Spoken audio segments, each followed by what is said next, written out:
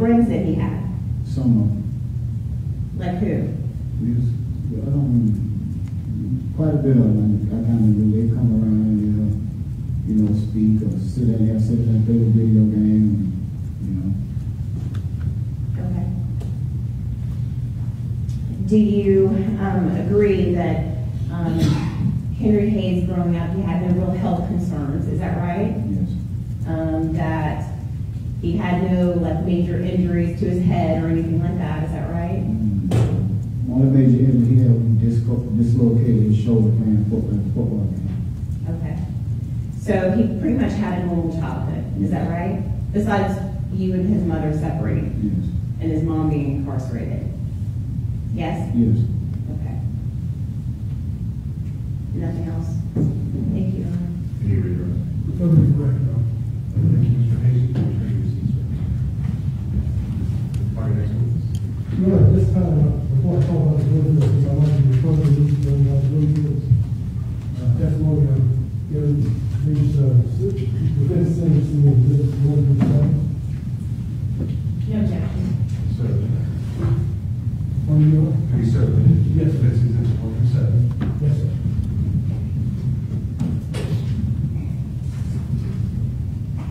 Dr. Blumenthal?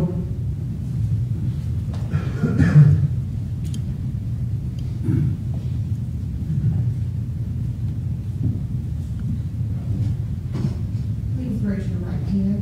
Do you solemnly swear or affirm that the testimony you give should be the truth, the whole truth, and nothing but the truth, so help you God? Yes, I do. Thank you. You may have a seat.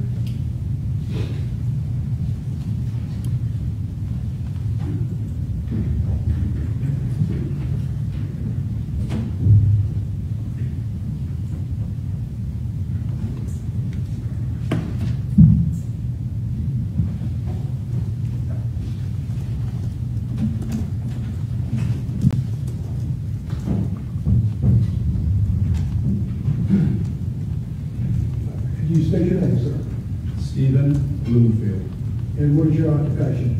I'm a licensed psychologist.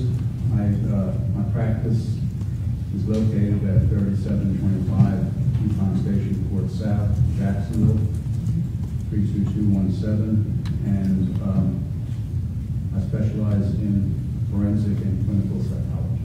Okay, and forensic is what, sir? Forensic psychology is the application of clinical psychology to court involved issues and people. For the end of the courts, family, dependency, civil or criminal. I've worked in all the divisions of the courts. For the last year or so, my practice has been exclusively of juvenile and adult criminal cases. And could you give the court just briefly your educational background? Sure. I have a doctorate from University of Massachusetts in 1982, master's from Springfield College in 1975, and a bachelor's degree from Long Island University in 1967. Okay. And your work experience, sir?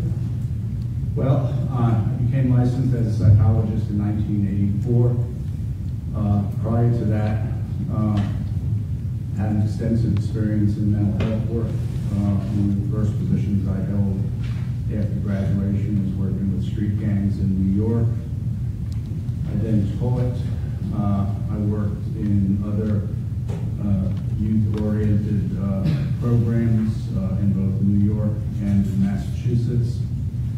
I went back to graduate school to get some advanced training and education and advanced degrees, and I continued working with juveniles as well as adults, involved in the courts. For about 5 years, I was the primary consultant to the State Department of Social Services on complicated or high-profile cases. Prior to that, I directed a community mental health center and a substance abuse clinic. And then when I moved to Florida, I began a private practice. It was about 29 years ago. And my practice changed over those years, different forms, predominantly, mostly evaluations for some time. I contracted with the United States government to provide mental health, sex offender, and substance abuse services to men and women on U.S. probation or involved in pretrial services. That ended about 10 years ago, and so for the last 10 years, without that contract, I haven't done therapy, but I've been involved in evaluations. I did dependency evaluations, parental fitness evaluations, social investigations, and criminal evaluations of all sorts, adults and juveniles. Have you ever been qualified as an expert in the Florida courts in the field of psychology or forensic psychology? I have Approximately how many times? several hundred.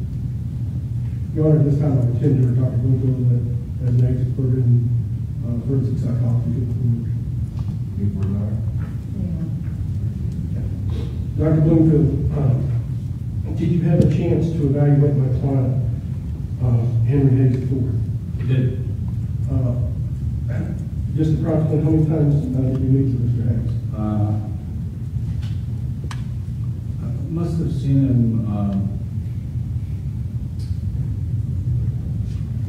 Trying to remember. I began seeing him in September of 2016, and saw him for the last time prior to the recent trial. And so I saw him at varying times. I'd say probably 10 to 12 times. Sometimes administering psychological instruments, and sometimes just interviews. Did Mr. Hayes give you a childhood history? Yes. Could you tell the court what that childhood history consisted of as far as discipline? Well, he said that ultimately he was raised by both parents separately, that his parents separated, lived with his mother until he was about 11, began living with his father shortly thereafter. And so that was his living situation. He went to school, he did all right in school. There was a downturn towards the last part of his unincarcerated life. Grades started going down. And he had friends, and he interacted with people, and besides becoming involved, he took to the streets, as people say. It's not a psychological term, but I think it's evident. So he never, in my report, I break down by developmental history, family of origin, other things. What he remembered about his youth, his early childhood was pretty normal. He was afraid of the dark, like a lot of kids. He remembered that there was some enuresis. His family, he talked about his family of origin. He seemed to develop, there weren't any developmental delays, either cognitively or physically. He seemed to develop pretty normally. In elementary school, he thought his performance was good. He liked elementary school. He thought he felt popular. In high school, he did receive A's, had extracurricular activities, and he reported graduating from high school while incarcerated. He showed me there were several certificates he had. He seemed to do well in the GED process while incarcerated. And that's pretty much his developmental history. Could you tell whether he was proud of achieving in high school? I was very proud of it.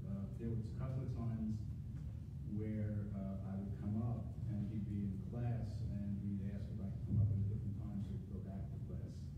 A lot of times people are just happy to get out of class. Right. But he wanted to go back. He was proud of himself for achieving, and he reacted, it seemed to me, very appropriately to the teaching process. Did he always treat you, how did he treat you? Was it courteous? It was always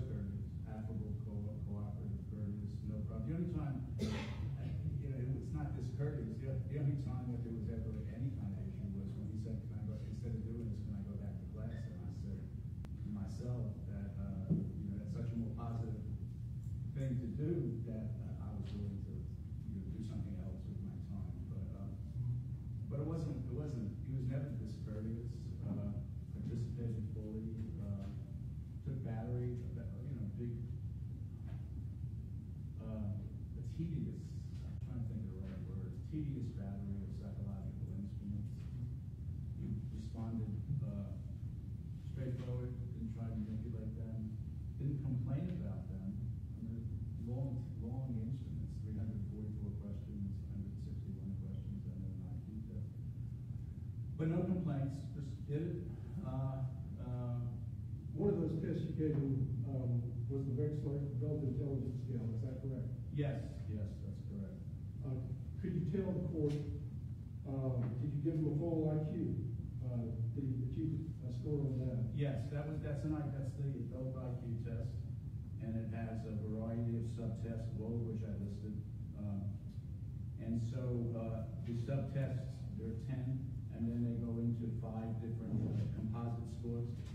Verbal comprehension composite score is 80, which places them to 90 percentile, meaning that 91% of young adults his age did better than him, would do better than him. And then we look at it from a confidence interval. How confident are we that that's true? So it's between 75 and 86 on any given day. We're 95% sure of that. Then there's a perceptual reasoning composite score of 98, much higher, places it in the 45th percentile, and between 92 and 104 to 95% confidence interval. A working memory composite score of 95, which is the 37th percentile rank, between 89 and 102 at the 95% confidence interval. Processing speed composite score of 86 at the 18th percentile, and between 79 and 96 at the 95% confidence interval. And so that all goes into a full scale IQ, placing in the 18th percentile with a full scale IQ of 86, between 82 and 90 at any given moment, at 95% certain at any given moment between 82 and 90. So what those scores mean is that if someone was looking at them in the school setting, they might consider thinking about a learning disability because some of the scores are so much higher than others. So when that happens, when there's that kind of variance between scores, people kind of look at the possibility of accommodations for learning disability. But his achievement in the GED suggests that he has adequate capacity to do that. And so his IQ falls at the highest end of the borderline range or the lowest end of the below average range. Certainly not intellectually disabled. So basically the 18th percentile means that 82% of the people score better? 82% of the people in his age cohort. And the way we do IQs, a long time ago we were trying to equate chronological age to mental age, but we don't do that anymore. We say that compared to people in the same cohort, in the same age group, 82% of those people would score, have a higher IQ than he does. But he's not intellectual. I want to be clear, he's not intellectually disabled and he doesn't fall into that category at all. And so I stated in my report, for example, that from a cognitive perspective, and given the fact that he completed his GED, there's cognitively nothing stands in the way of rehabilitation.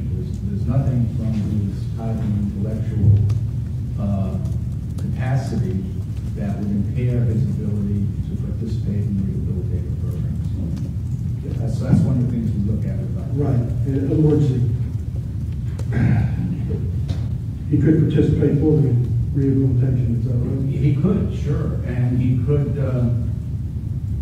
from a cognitive and intellectual perspective, he could participate in normal adult tasks of daily living, work, all those domains, social. So that's one of the reasons. I'm going to look at it for a number of reasons, but in this case, that was the conclusion. It certainly means that he's competent in this arena. And of course, you found no psychosis, is that correct? Say again? You found no psychosis, is that right? No, no psychosis. He didn't use during the interview. I never used any strange kinds of logic or loose associated. He didn't try and fake anything. I did a couple of paragraphs in my report on his mental status, which in summary would say it was within normal limits. He doesn't have any deficits, and he didn't try and pretend to have any deficits, which is also positive. Which is also positive, period. He has no hallucinations, no delusions, no indications of psychosis, no organicity, spontaneous and normal, no obsessions or phobias, ideas of reference, things like that.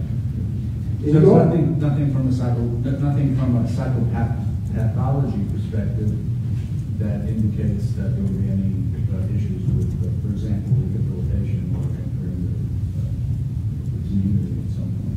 You also gave him a personality assessment inventory test, is that correct? That's correct. Could you go over that for the court there? Sure. That's one of the most commonly used instruments. That and the MNPI for personality. I chose the personality assessment inventory because it has a 1 grade lower reading level, and I knew his IQ verbal was a little bit low, so I didn't want it to be impaired. But there was no problem in taking it. It has 344 items.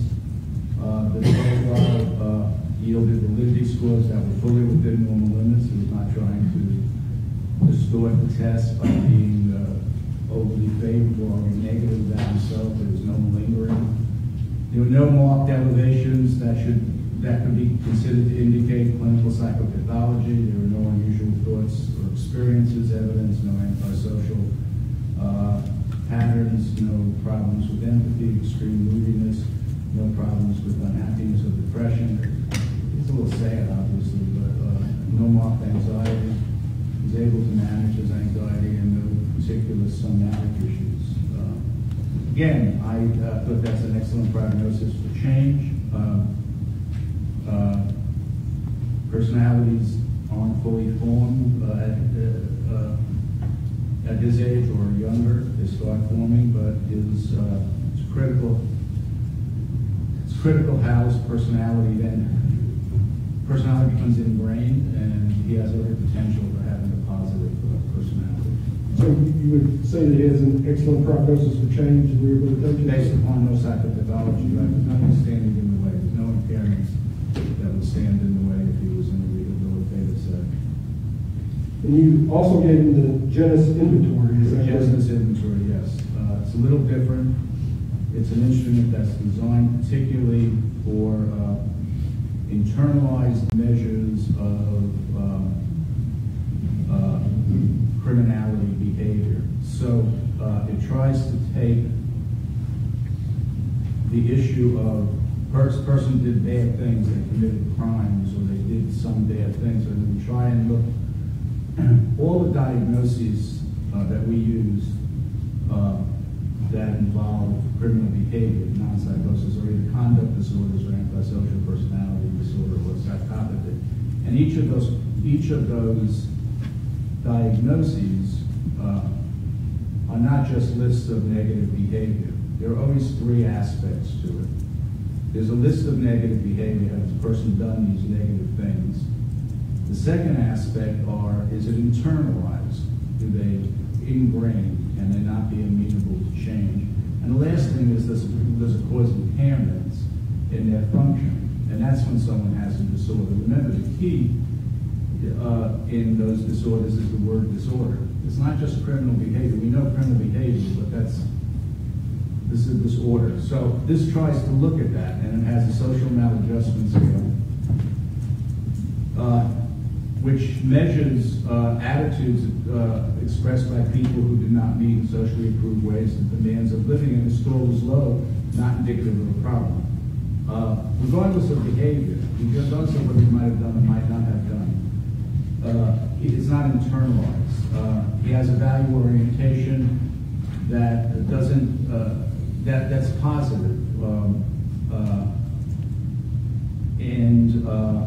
He's not alienated from himself or others. He scores low in terms of manifest aggression. That means he's not innately aggressive. He scores low in terms of withdrawal and depression, so he doesn't seem to have those problems. He scored low in terms of repression and denial, meaning that he answered the questions in a forthright manner to the best of his ability. And so the last scale is the asocial scale, which measures a generalized predisposition to resolve problems of social and personal adjustment in ways regarded as showing disregard for social customs and rules. Doesn't mean that the person doesn't do that. I mean, we're in a criminal court, I understand that, but the question is that ingrained in him? And it's not. It's open to change. So the best measures on this instrument of delinquency and adult criminal proneness are the asocial index and the social maladjustment scale. And often we see elevations, but in this case it was elevated. Neither scale was elevated. So based upon the scale, there is no strong evidence of antisocial tendencies. It doesn't negate that he may do something bad or have done something bad. I understand where we are, but it has to do with the ingrainedness of it and whether it's part of his ingrained personality or whether it's open to alternative opportunities. These indicators, what capacity does that have for rehabilitation? Well, it speaks positive to rehabilitation. It has to be a rehabilitated setting, but he's open to it. There's no impairments. There's nothing that will. There's nothing inherent or innate or part of the psychological makeup that would repair and stop or diffuse some form of rehabilitation. My client was 16 years old when this event occurred. Could you talk about the adolescent and adult brain development as far as the 16-year-old? Yes. My client was 16 years old on January 29, 2016. Could you tell us how a 16-year-old's brain has developed? Sure. Because in psychology, for years and years and years, we had developmental theories. As a matter of fact, years ago when I took my first psychology course as an undergraduate, and I took a course in adolescent development, the professor said, adolescence is a time of strong endrang, meaning stress and change. So we knew all of that. There were seven major developmental theories, Erickson, Piaget, others, which I hypothesized about how adolescence develop. And we all knew, clinicians knew anecdotally, that it's a great time of stress and change. It's a miraculous time developmentally. They have to accomplish certain tasks, and if those are impaired, it retards their ability to develop further. So then years later, the science caught up with what clinicians kind of knew, and there was a tremendous amount of neuropsychological and neurological research done on adolescent and adults' brains. And that kind of directed how we in the field, as clinicians, would start working with adolescents. We didn't think that they were just junior adults, that their brains were really different, and we had to work with them differently.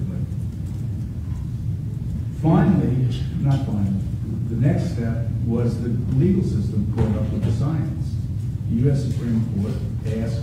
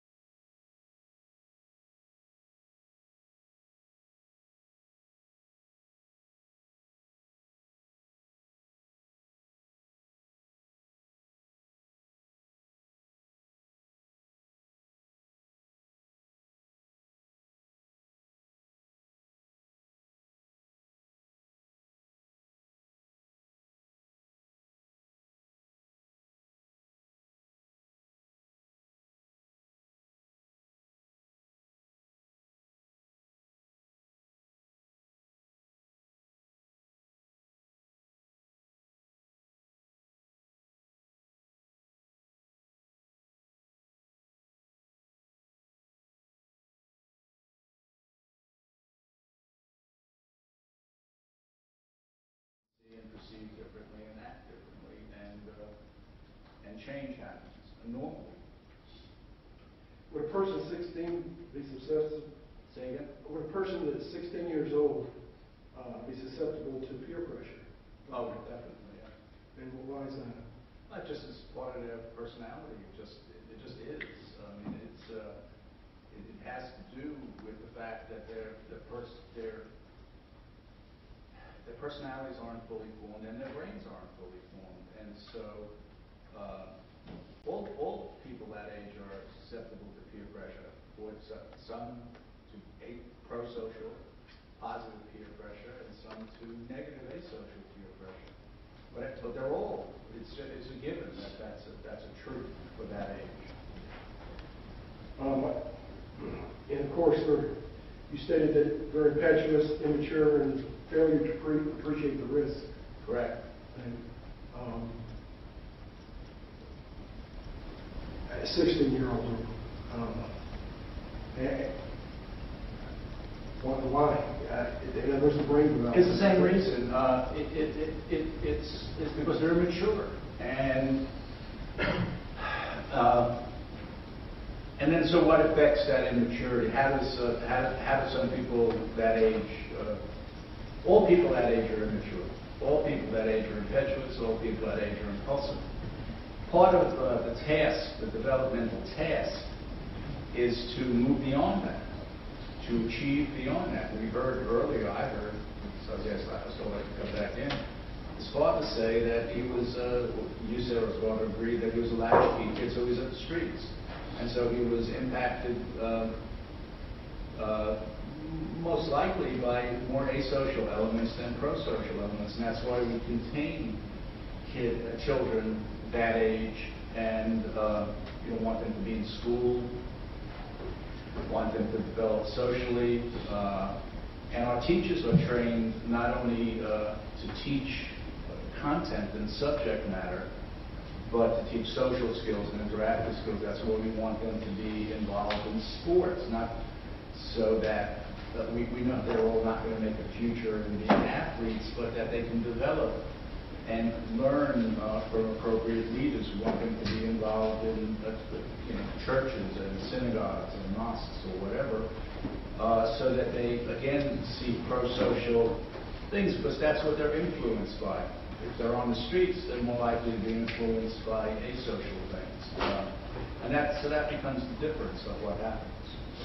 In page 3 of your report, it's Exhibit 7 that the court has, you say you have intrusive memories and current sleep pattern, trouble falling asleep. Did he say that to you, sir? I did the last part? Yes. You know, in other words, he has intrusive memories and current sleep patterns. He has trouble falling asleep. He has trouble falling asleep, yes. Yeah. Well, he's anxious. He's afraid. He's an adult jail. He's in his, he's it's a scary place to be. So it's a double-edged sword. It's a scary place to be, but you can't show it. I mean, if you show it, you're frightened, you're weak, and easily intimidated is not how people act when they're incarcerated. So it comes out in his sleep. For him, it comes out in his sleep. I didn't rate it as a disorder. Yeah. Just having trouble sleeping and intrusive thoughts while he's sleeping.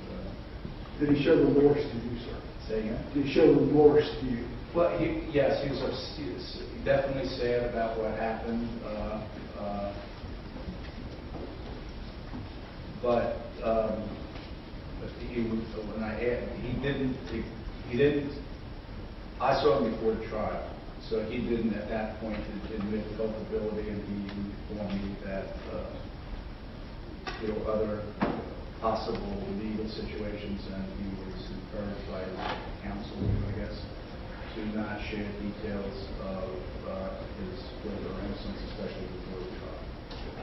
Now, I've shared with you the 921.1401 statute. Yes. And in that statute, of course, it talks about the effect of any immaturity, impetuousness, failure to appreciate risks and consequences on defendant's participation in the offense. Yes. The effect of familiar pressure, peer pressure, from defendant's actions, defendant's age, maturity, intellectual capacity, mental and emotional health at the time of the offense. Yes. Is that basically what you've been talking about? Yes, I think so. I think the statute is about as close to the psychological science that I've seen the statute be. Your Honor, I have no further questions. Cross.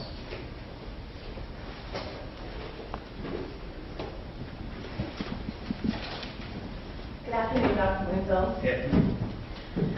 Sir, you indicated that you reviewed a number of things in preparation of your testimony here today. Is that right? Well, yeah, in preparation of my report, yes. Okay. And Since then, I read something today which is not included. which is what? The pre-sentencing investigation, Okay. just today. I want to talk to you. You were asked a series of questions, but in your review, just so the record is clear, you said that you have reviewed reports from the sheriff's office. Is that right? Right. A number of those reports were the homicide reports. Is that right? Yes. What is your understanding of what this defendant did in this particular case, from your review of the reports? Was alleged to have been involved in a crime that involved in which a 22-month-old child was murdered. Okay, and you've been talking about rehabilitation and his thoughts about it, but you said involved. What is your understanding of his involvement? I don't have a clear understanding. I didn't listen at the trial. I didn't read the trial transcript. I was told today that it was streamed, but I didn't know that. I'm sorry? I was told today that it was actually trial was streamed, but I didn't know that. Okay. So I don't know what he's been found guilty of exactly. I mean, I imagine he's been found guilty of, since we're at sentencing hearing, that he was found guilty of culpable of murder. Okay. But Did you? I'm sorry. I'm sorry. In your rendition of your expertise, you indicated that I guess you did some work with gangs. Oh, me? Yes. Yeah. So as you're sitting here today, did you know that it was alleged that this defendant was a part of a gang? Yes. Did you know that? I knew it was alleged, yes. Okay. And did you also know that he got found guilty of that enhancement? Did you know I that? didn't know that. Okay. In this trial? Yes, sir. No, I didn't know that. Did you know that it wasn't just a 22-month-old that was alleged to be involved in this particular shooting, but he was shooting at another gang member? Did you know that? That's what I understand. I don't know if that was found or not, but that's what I understood the allegations to be. Okay. And in your conversations with him, you indicated that he expressed no remorse prior to trial, and you said that it That's not was... what I said. I'm sorry? That's not what I said. I thought you said that he didn't say he was culpable prior to I trial. did say that. Okay. So how can he be remorseful for Well, I something? was trying to differentiate. I'm sorry to interrupt. It's okay. I was trying to differentiate between what we're talking about remorse. I want to try to be as straightforward as I can. He never admitted his culpability, but as I said earlier, he certainly said that he was sorry that a child died. The child died. Well, yes. In psychology, in rehabilitation, in all of those things, isn't it one of the first steps, like accepting responsibility for it? Well, you know, it seems intuitive, but it's not always. Certainly, when I was doing clinical work, I would want someone to accept responsibility. But I also familiar enough with the criminal justice system to know that when there's a series of other cases pending, that there's a survival mechanism and an advice mechanism from counsel that can happen eventually in a rehabilitative setting. That issue will have to be dealt with, not necessarily at this moment, but certainly so. I know that it's intuitive, to me as well, but I know it's intuitive, but you can do rehabilitation, and one can do rehabilitation and therapy with someone around around no future offenses without a full acceptance of the full admission of a previous offense. And I know that sounds counterintuitive, and there's nothing else I can say. It's better, certainly easier to rehabilitate someone who says, yes, I did this and I want to rehabilitate and I want to move forward. Certainly easier. Okay. And avoids a lot of confrontations. But in the course of therapy, you also can do it and deal with not full acceptance. So it's tricky. Yes, sir. Can I ask you, just real plain and simple, did you ever, I have a very simple question. Okay, I'm sorry. All right? Very plain and simple. Did that defendant ever say, I am sorry for killing Aiden McClendon? Did he ever say those words to you, sir? No. Okay. Did he ever say, sir, I'm sorry and I want to be rehabilitated? Did he ever say those words? Or something to those effects? Yes, he said he's sorry the child died and was killed, and that he wants to change his life and become a more responsible person, and it's evidenced by his, his GED and his education. All right. He said those words to you. Are you putting those two together? That is that he completed school in jail and he said he was sorry. Are you putting those two together, or did he express that to you? Is my question. Sorry. Did he say those words to you, or are you just putting two and two together? The child is dead. Yes. Okay. And then did he say the second component, which is, I want to change? Did he say those to you? Yes. Okay. Because you never put in that in your report, did you, sir? You never put in there that he was remorseful or any statement that he wanted to change, did you, sir?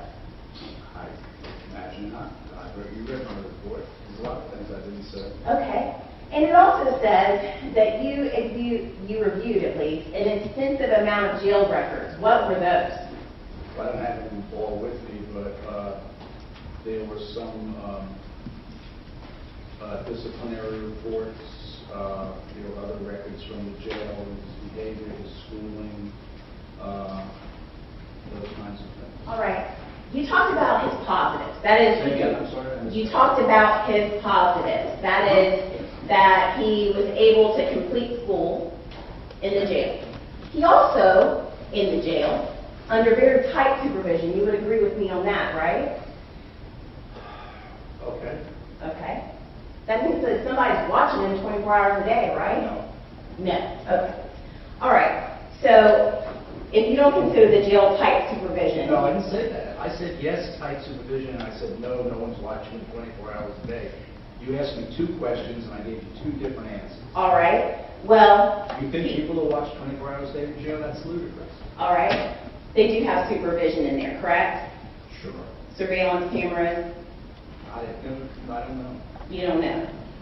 All right. So in the jail, you said that you did review records, that he did have discipline problems in the jail, right? That's absolutely right. So he wasn't a model citizen in the jail, was he? That's your words, not my words. I could talk to you about why I think he had discipline problems in the jail he was like, but I don't even know what a model citizen is in the jail. All right. One that doesn't get DRs, disciplinary Well, if reports. that's your definition, then he has DR, so that's your definition. I can't make you change your definition. All right. So he was, I just want to make sure that we're reviewing the same documents.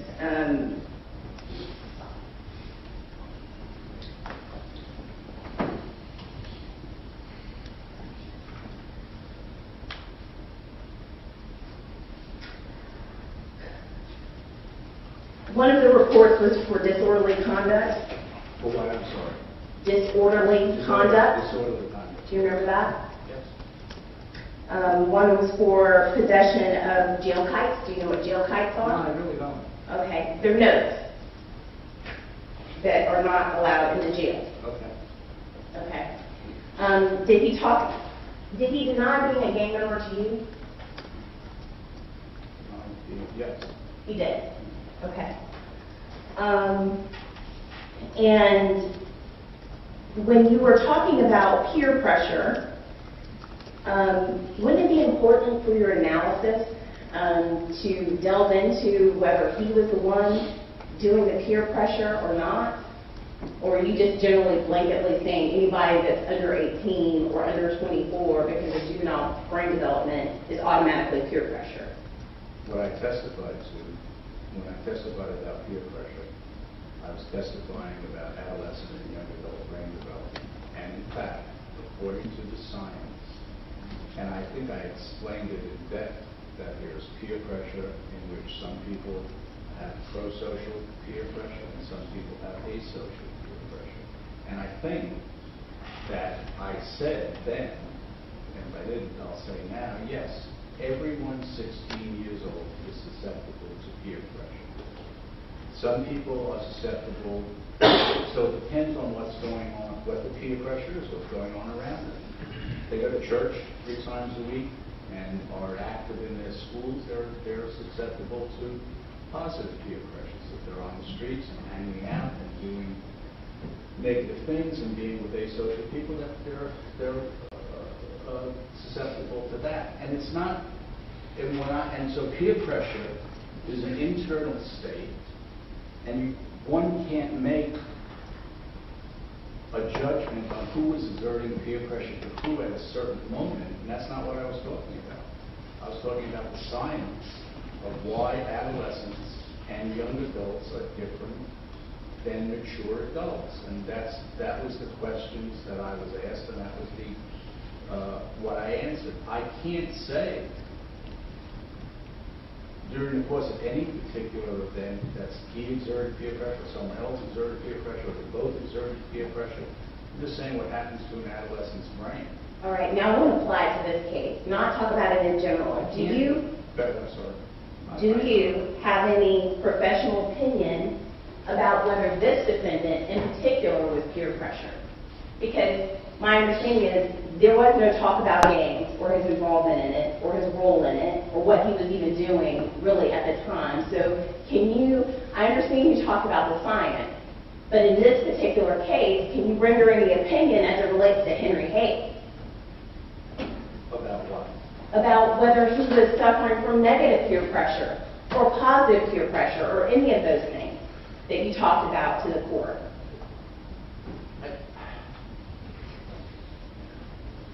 Because of his age and his intellect, the issue of peer pressure was a factor in his life. If you're asking me specifically about the commission... Yes, I want to know if it was negative or positive. I need to finish my sentence, okay? If you're asking me specifically about what happened at the commission of crime, no, I can't offer you an opinion. I can offer you an opinion that based upon his age, his intellect, and his personality when he was 16 and that his influence... Because he can't also influence, but he was and is influenced by what's going on around him. As a matter of fact, I would attribute DRs in jail to survival in jail. All right. Now I'm going to go back to my question, which is specifically... I don't know what happened at the time of the offense. Okay. So you don't know if it's negative or positive. You have no idea because there was... Can I finish? Sure. And let's folks, let's make sure that the record, we're not talking over one another. So please keep that in mind and go forward. My question was, I'm sorry, Vernon. My question was, in this particular case, under these circumstances, can you say in this crime that he was either suffering from negative or positive peer pressure? Feels like a trick question. How can someone be suffering from positive peer pressure in the commission of a crime? Doesn't exist. Does it? I don't know what happened at the commission of the crime. I don't know his culpability or others' culpability. All right. I'm sorry. Go ahead. Do I think peer pressure and influence and impulsivity and lack of mature decision-making are part of his makeup at 16, I could say definitively yes. I can't say what happened at the moment of the crime. I know that there was a trial, and the trial had an outcome, and a jury made a decision. But I didn't have all of those facts. I didn't have all of that information. And so whether or not you're asking me about the commission of the crime, and I can't answer that question. Okay. But I could answer the question about whether or not all of these factors, personality and brain development factors, were in play when he was 16, and the answer is yes. All right. And my understanding is he's essentially, if someone could be termed normal, he is normal for the most part. I'm sorry if I answered you quickly. Pretty much he's, from a cognitive perspective, his IQ is a little low. He may have a learning disability, but it's not low enough to be impairing. He doesn't have any major psychopathology. He doesn't have a proneness ingrained to adult antisocial behavior.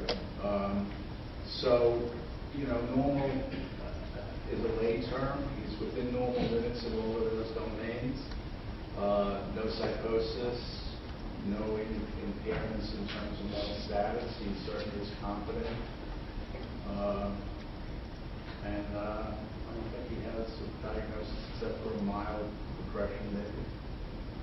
Okay. And as it relates to, we talked about his DRs. One of them was fighting, one of them was like disorderly conduct, not following rules. As a part of his school records, did you look at his discipline reports there? In the school records, I did. I looked at those a while back. I don't have a quick memory of it. If you do, I'm happy to be educated. Sure. Do you recall the fact that he was disciplined for leaving school grounds? I do. Do you recall that he was disciplined for failing to follow rules? Yes. Do you recall that he was disciplined for threats and intimidation and failure to follow directions at another incident at Northwestern Middle School? Do you remember that? I remember that. Okay. Do you remember the fact that he was disciplined for fighting and failing to follow directions in times 2, again at Northwestern Middle School? Yes.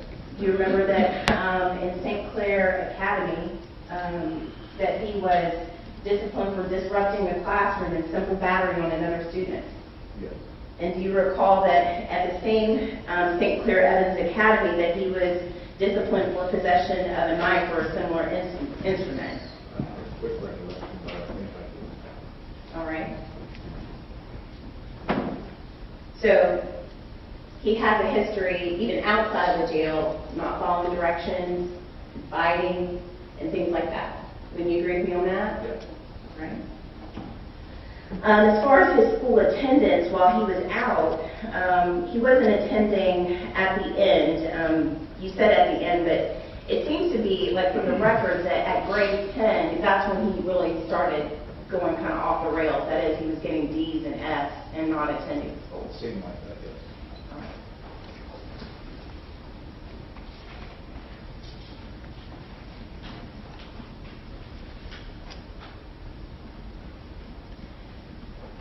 Did counsel, in preparing your report, ever show you any of the videos in this particular case? No. Okay. Did the defendant ever express to you that he was trying to be a rapper at or around the time this was all going on? I don't recall that. I don't recall it. So you haven't had the benefit of any of those materials in order to express your opinion here today? I haven't had the benefit of what you just asked for this. Can I have anything further?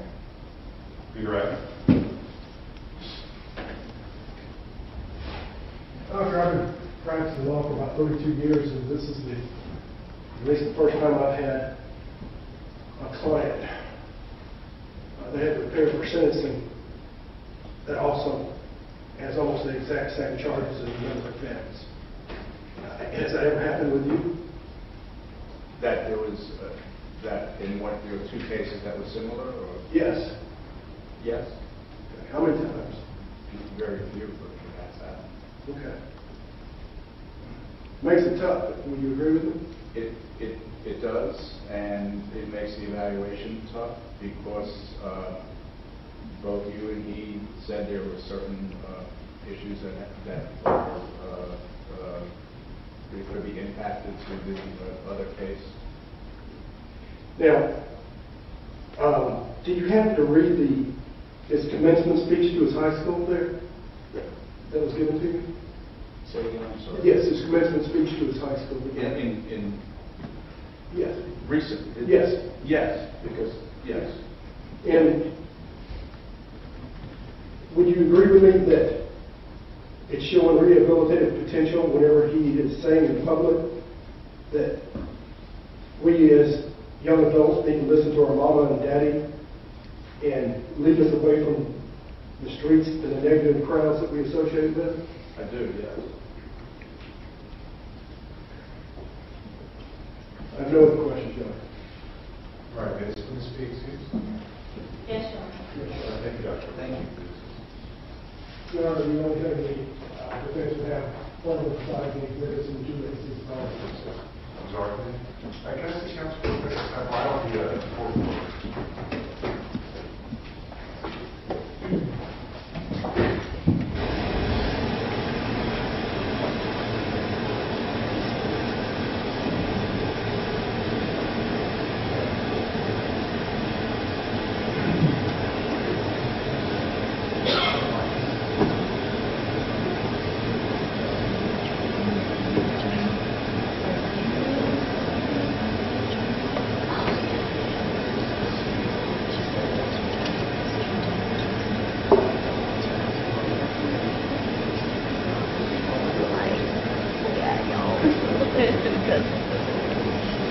But I guess I was referring in her presentation. We're not going to but a couple of them. It may more be a study. People don't even want to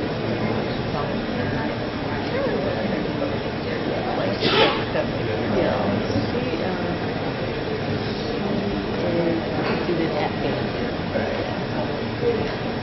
Yeah, you get a lot of good interviews and they're really good. Yeah. And even his accent is like, so that is also understanding. But no, we have fun.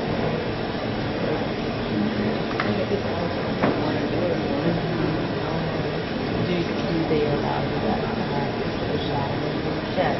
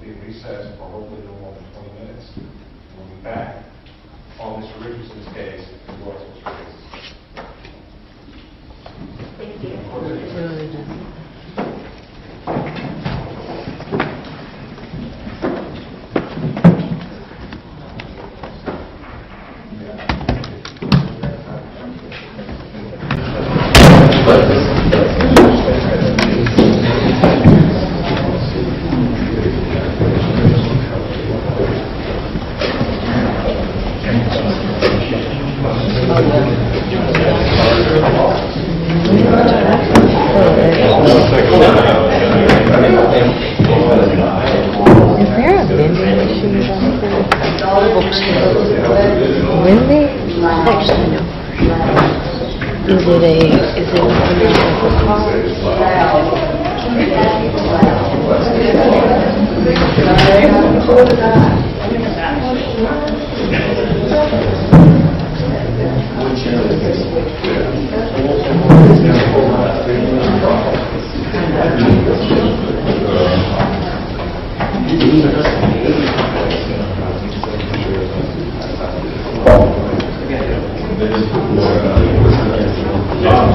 Is it a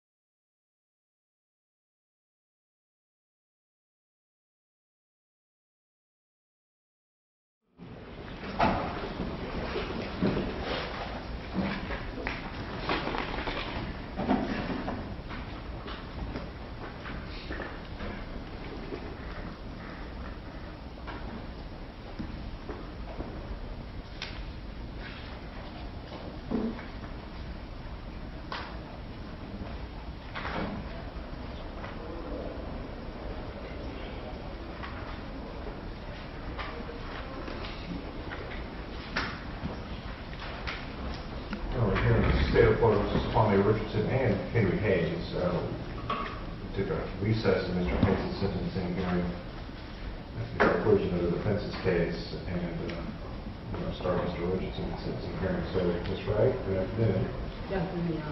Before we begin on your case, I noticed you filed a motion for new trial. I did, Your So Honor. let's address that first then. Yes, Your Honor.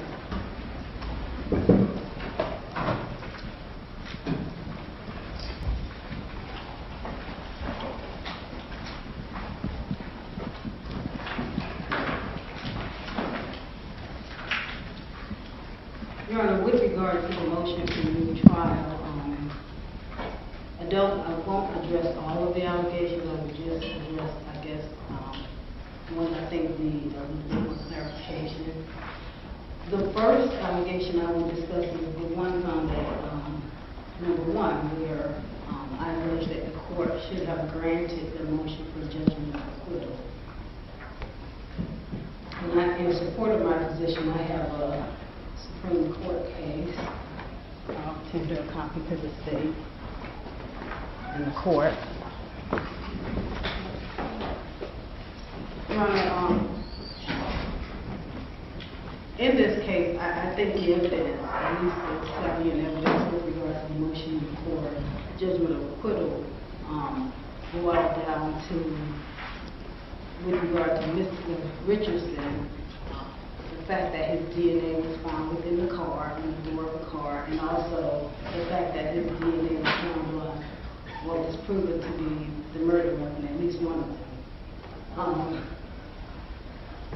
There was quite a bit of testimony regarding motive, and as the Hodgkins case cites, which is, the citation is 175 741, that's for the Supreme Court case decided in 2015.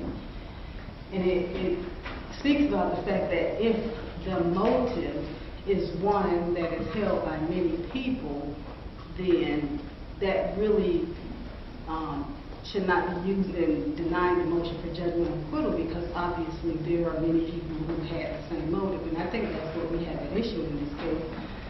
If the motive for this was that there was some gang banging, then each and every one of those members of that so-called PCE had the same motive, and I don't think the state in any way distinguished that Mr. Richardson had a motive different from anybody else's, or that he had some personal problem with the intended target.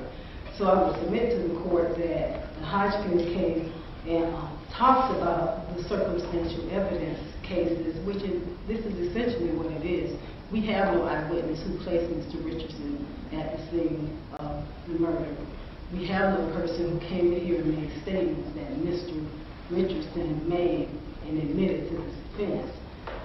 What we have are circumstances from which the jury could or could not conclude that Mr. Richardson committed this offense.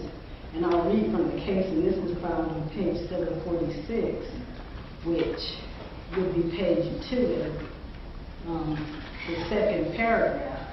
And it says, a special standard of review of the sufficiency of the evidence applies where a conviction is wholly based on circumstantial evidence, where the only proof of guilt is circumstantial. No matter how strongly the evidence may suggest guilt, a conviction cannot be sustained unless the evidence is inconsistent with any reasonable hypothesis of innocence. And the court goes on to say that in determining whether or not they exclude a reasonable hypothesis of innocence, it says you don't have to exclude every reasonable hypothesis of innocence, just one that is a bit inconsistent with Mr. Richardson's theories of events. Further, Your Honor, I would additionally argue that in this case, in the Hodgkins case, it was similar in that the only evidence that connected this individual to the murder was the fact that the victim had his DNA under her fingernails. And there was some, I guess, there was some allegation that he may have lied about the last time he saw her, and that was also used in the analysis.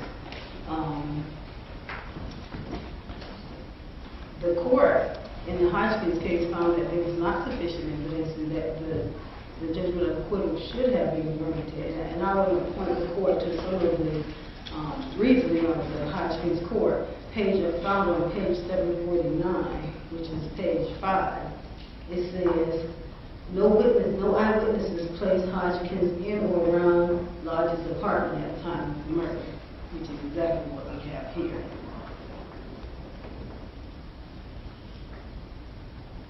And then it goes on to talk about another case where not only was there DNA evidence at the crime scene, but also the defendant in that case also was caught with the victim's belongings selling them. They said, we don't have that in this case. And then it goes on to say, we find that the state's evidence is wholly inconsistent with is wholly consistent with the defendant's hypothesis of innocence that someone else killed Lodge. And then it talks about the fact that even though there was DNA evidence, there was no proof that that DNA evidence had to be deposited there at the time of the homicide. And I think that's what we have here. We absolutely have DNA evidence that connects Mr. Richardson to the scene. We have Sanquan Bradford, who said the day before he gave that car to Mr. Richardson, and that would have been the night before this incident. We have no other evidence that Mr. Richardson was in or around that car after it was given to him by Sanquan Bradford. Not one piece of evidence. And remember, the car was found several days later. And there may be a dispute as to how many days it was, but it certainly was not found there at the murder scene, so that the only time that that DNA could have been deposited was at the time of the murder. And I think that's what we have here. Additionally, Your Honor, the DNA on the firearm. The eyewitness to the offense indicated that Henry Hayes had a pistol, a handgun. There were two guns used in this offense. One was a handgun, one was a long gun. If Henry Hayes had the handgun in his hand, which is the same handgun that Mr. Richardson's DNA was on, there is no way Mr. Richardson could have had possession of that firearm at the time of the murder. So what we have here is a motive that applies to many and circumstantial evidence that does not dispute Mr. Richardson's theory that there were many other people who could have committed this offense. And we think for that reason the judgment of acquittal to our last charges should have been granted.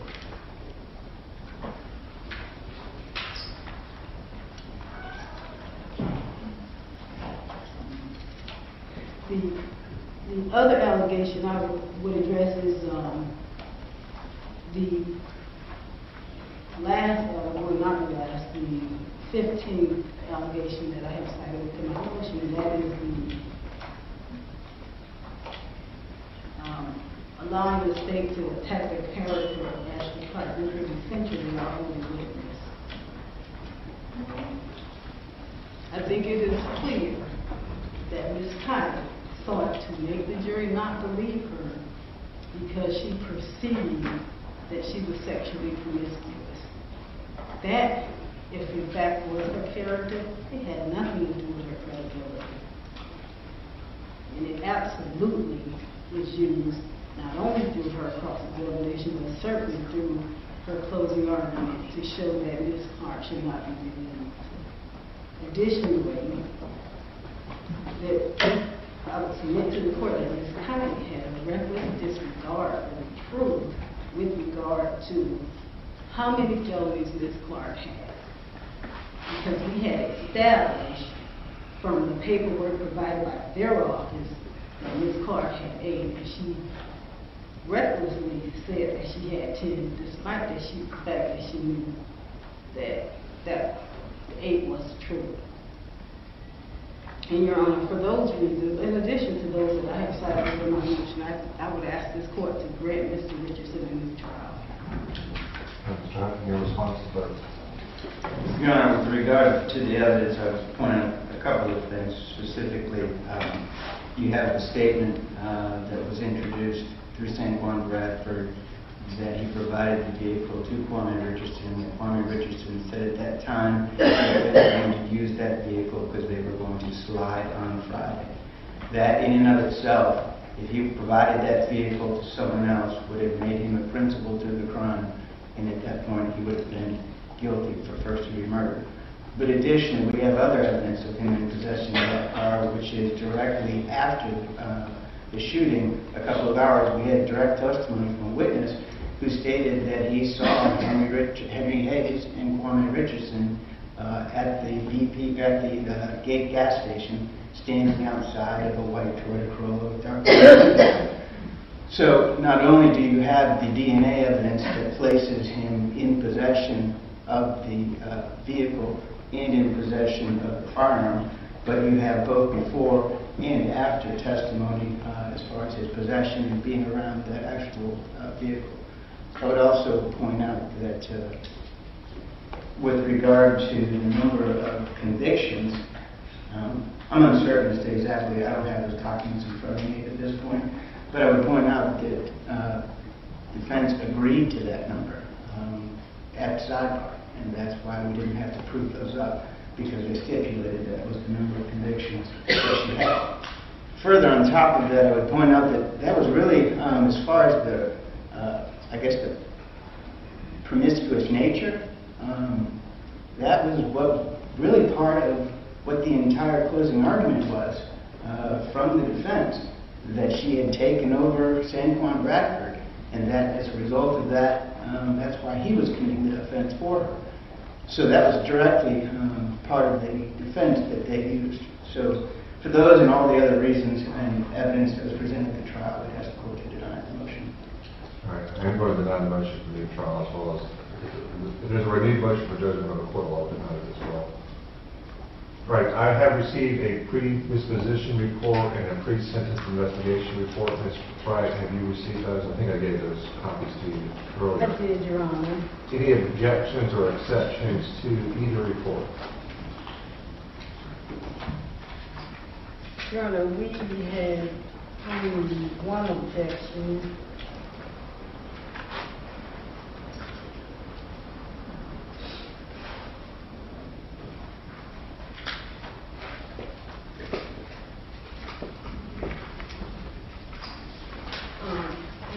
That is actually in the predisposition report, found on page 4 of 5.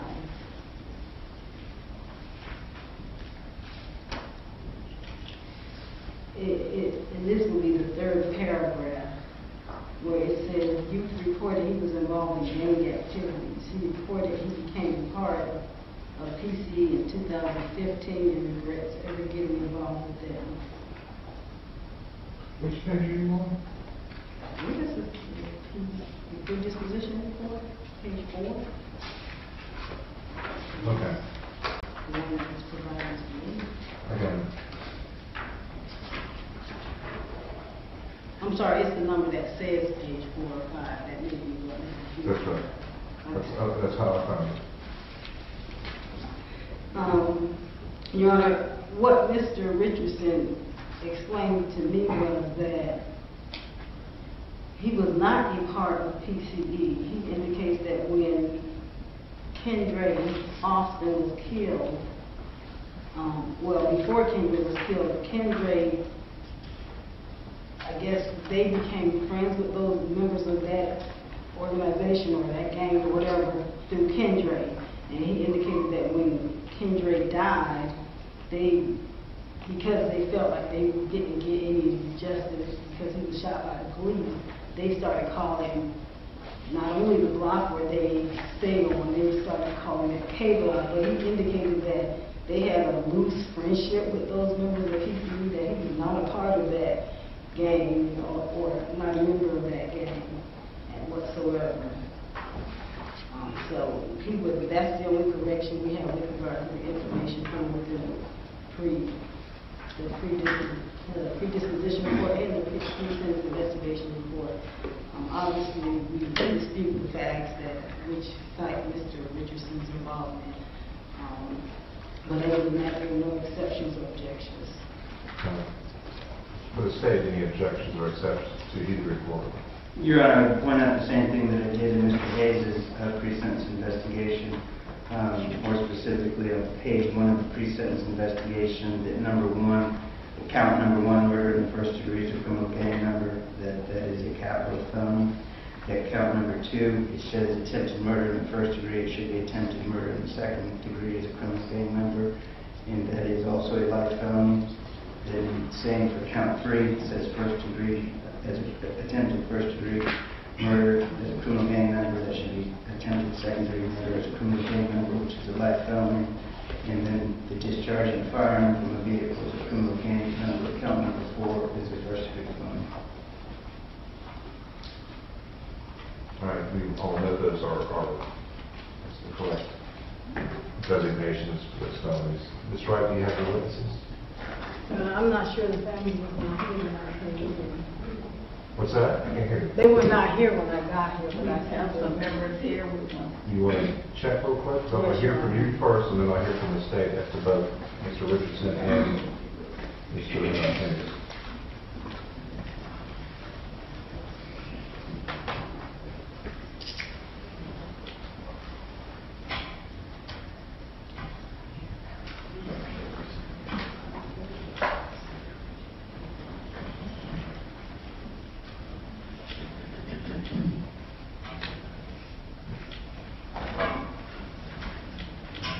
When we had intended to call 2 witnesses, one of the witnesses has not appeared as yet.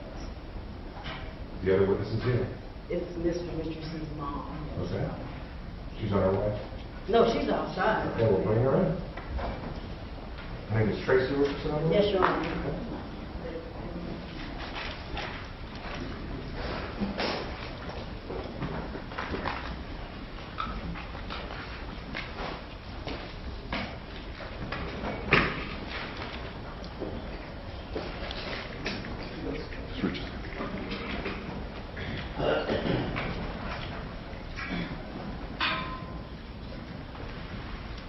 I'll have to take the seat of the witness chair, Ms. Wright, so.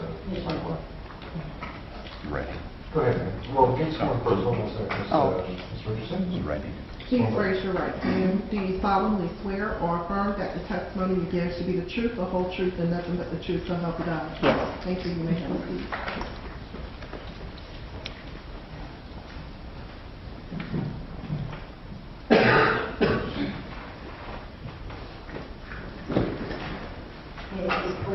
Yes, ma'am. All right, now, can you state your full name for us? I'm Tracy Richardson. And can you tell us what your relationship is to Kwame Richardson? I'm his mother. Okay, and you raised your son? Yes. Now, Ms. Richardson, can you, first of all, tell us whether or not Mr. Richardson's dad was involved in this life? No. He was already raised by my son. Okay. Can you tell us what kind of contact Mr. Richardson had with his father? Well, recently, like probably a couple of years ago, they took a shopping and stuff like that, and it was nothing like really a relationship. Now, while your son was growing up, did he have any father figures in his life? Yes. Okay, tell me who those It was my brother, Troy Andrews, but he passed away in 2000. So he was like, just over the time, and my son Shane Rollins, and I have uncles and stuff, and his coaching, his coaching.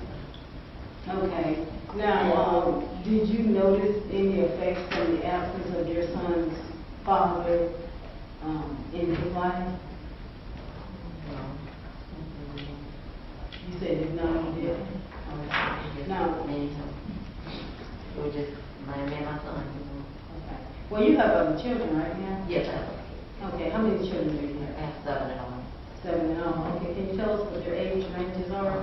The oldest is 33, 30, 29, 26, 24, 19, and 30. Okay. And how many of those children are boys? I have 4 girls and 3 boys. Okay. So Mr. Richardson has one older brother and one younger brother, is that correct? Yes. Now, for the bulk of Mr. Richardson's life, can you tell me where you all live? What do you do? Yes, ma'am. I live in Jacksonville. No, for the most of his life, where did you guys? Oh, in Jacksonville. Okay, where in Jacksonville? South side area and north side, like, well, it's basically over Hilltop. Hilltop line and to the south side. Okay, so most of his formative years were, he was raised in Hilltop, is that correct? Can you tell us what Hilltop is? It's a apartment complex. Okay. Is it subsidized housing? Yes.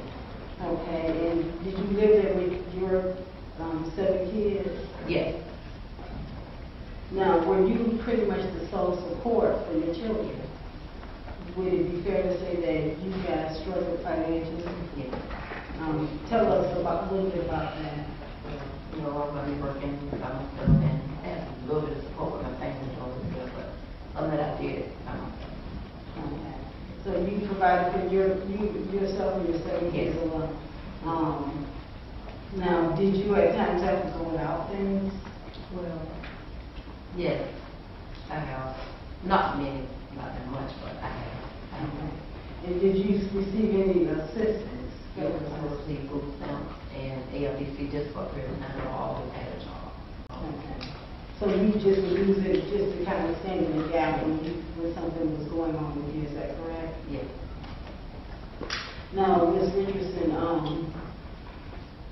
can you tell us how you raised your son, or what kind of environment you had in there? As a woman, it's kind of difficult to raise a boy. Sometimes it's raising respectable and try to keep them in school and, you know, guide them do the right things. And so maybe as a woman raising her son, just for us, you know, so I just did the best I could. I did the best I could. Now, Ms. Richardson, while your son was in school, what schools did he go to? Can you tell us? He went to Landmark.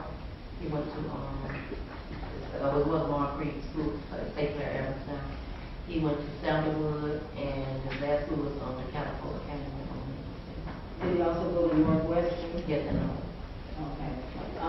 Now, while your son was in school, did he fail any classes? He failed.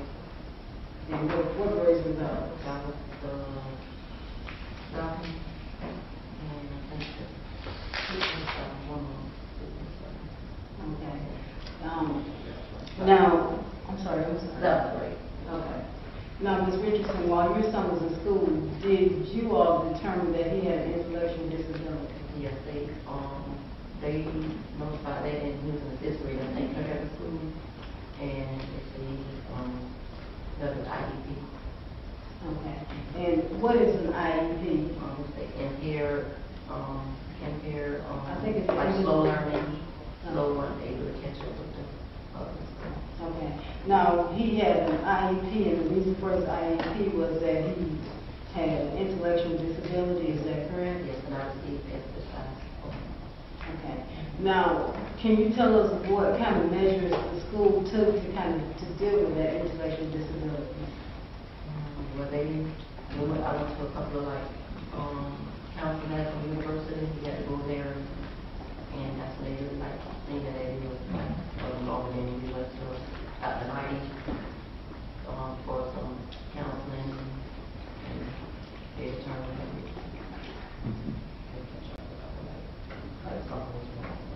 Do you know, like, what they did to him, like, in the school setting, what was done as far as, did he get special classes? Yes, it was a special class, yes. Okay.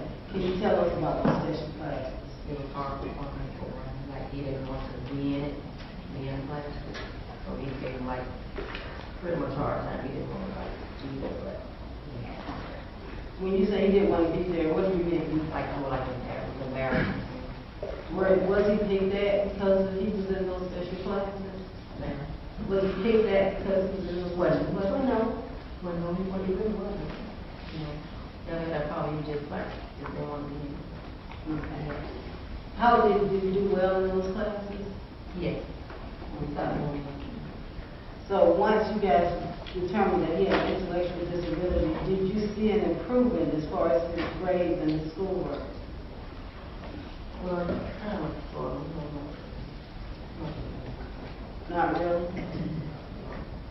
You have to speak up a little. Oh, I'm sorry. So like, it was like up and down. It was like up and down, so that's when I ended up like, when he got like in the 9th grade, and I was able to like put him in the Capital School, so he was more comfortable with that, so he started doing his grades and whatever. Okay, can you tell us what the Capital School is? It's academy for kids from 16 to 24. You could work at your own pace, and they did more like computer work. And with another own pace, and you graduate like in so many months, after 6 months. It was good for me.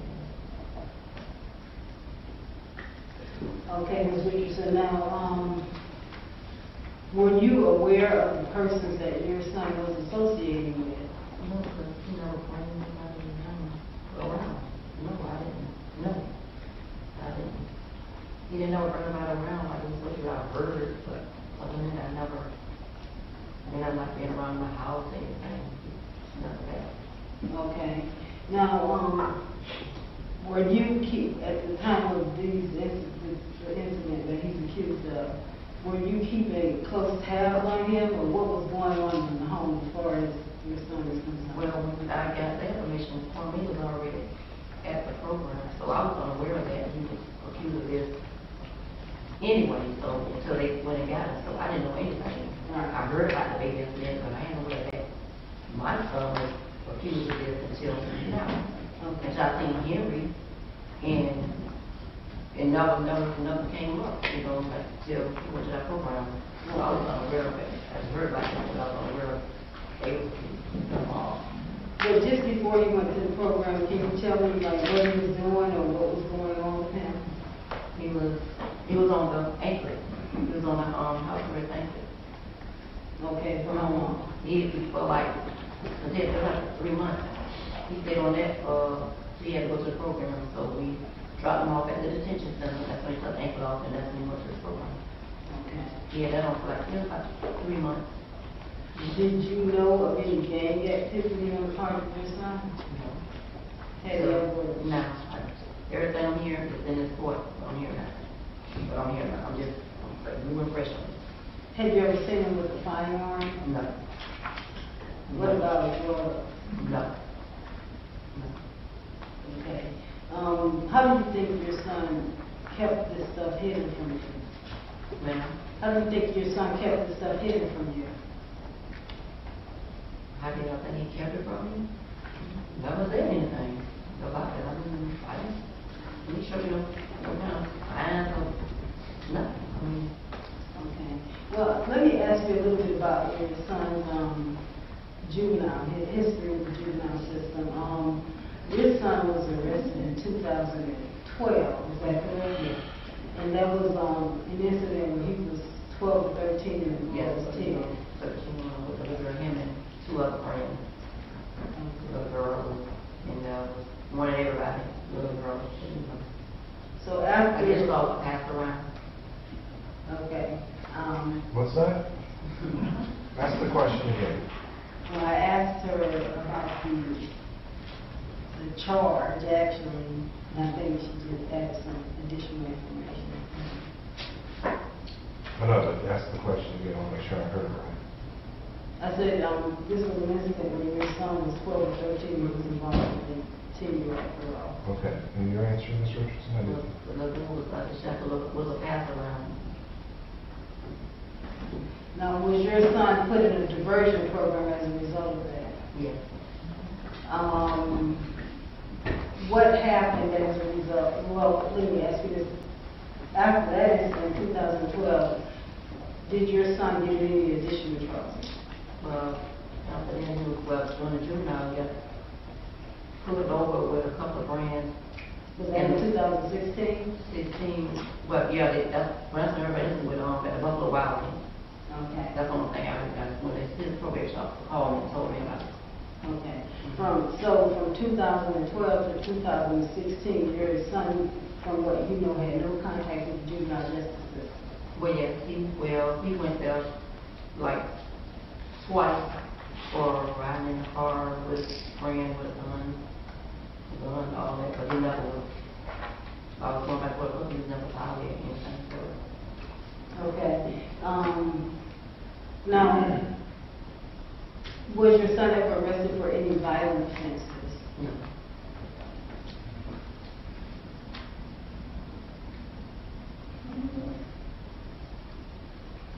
As far as your son in the home, how was he as far as listening to you or doing what you told him? Very obedient to the house. He was very obedient to the house.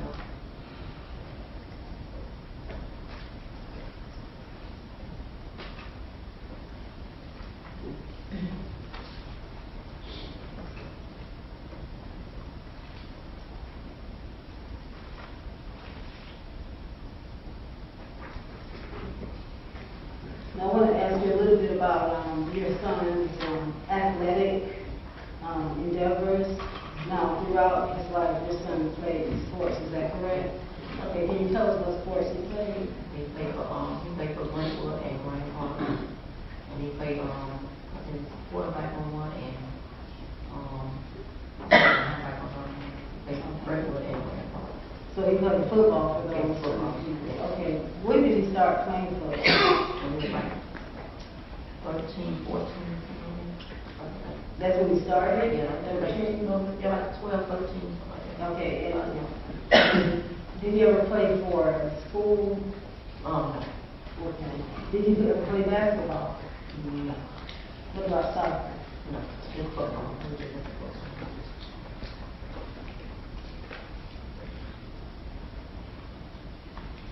Was he a good football player? Yes. Why did he stop?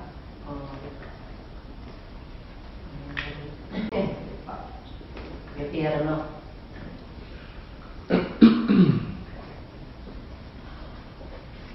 Now, Ms. Richardson, what would you like the court to know about your son?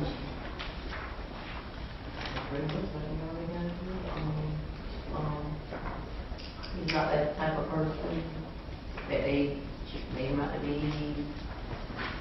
Explain that to us. Explain that to us. What do you mean by that? I just feel like he's being abused with his like this is not him. It's not him. He abusive, abused. You know, that you love him so much and he's not that type of person. That will do it. I know that he loves him. It's not him. He's a lovable child. He's a lovable child. Respectable. Were you surprised when he was arrested for this? Yes. Yes. Was that because you felt it was not his character? I don't have any further questions. Cross. Good afternoon, Ms. Richardson. Good afternoon. This isn't the first time you and I have met, isn't that true? Okay. And so we actually met during the course of the investigation in this case. Do you recall that? No, but we met. I met you when Kwame was going to juvenile court, and you know, detectives put him in there and swabbed him. That's how I met you, and I didn't tell him anything what was going on. Yes, ma'am. And I want to direct your attention back to that time because this is not your first time going to court with Kwame Richardson involved in his criminal activity. True? All right. And so we actually met. We pulled you and your son into a side room to get swabs that ultimately we used during the course of this case. Do you recall that? Yeah. And we didn't tell you about our investigation, but you did know that the detectives in that room were homicide detectives. Do you recall that? Yes. And we had a brief conversation because you said you went through the history, but at the time this was all going on, that is this murder case, you had tried to move Kwame Richardson away from Hilltop and the rest of the people that you knew him to be hanging out. You were moved him to the beach, right? Well, I was never staying in Hilltop during that time anyway. Right. I've been away from Hilltop years ago. Right. And you said, I might be wrong, but correct me if I'm wrong, you said that you moved out to the beach to get him away from all those people that he was hanging out with, right? I don't remember if I was telling you that. All right. I don't remember saying that at all. Okay. So, I don't. all right, that's fine. And then, when the swabs were taken, you do recall me taking a sworn statement of him at that point in time. Do you remember that? I just remember y'all taking the swab. Okay. And fighting and other people. And during the course of that, you said you realized that it were homicide detectives, and you said he better not be involved in any kind of homicide. Do you remember that? You know, when y'all did that, I was saying, what is going on? That's what I said. I said, what is going on? What, like, y'all would never say anything. I say, and I'm like, what's going on? All right. That's like this. Okay.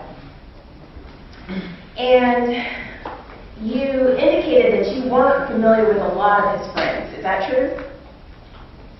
You guys been down on Henry Haley. You guys been down on Henry Haley. I'm talking about your testimony here today. I believe that you said that you just testified to Ms. Wright. I know a couple of his friends.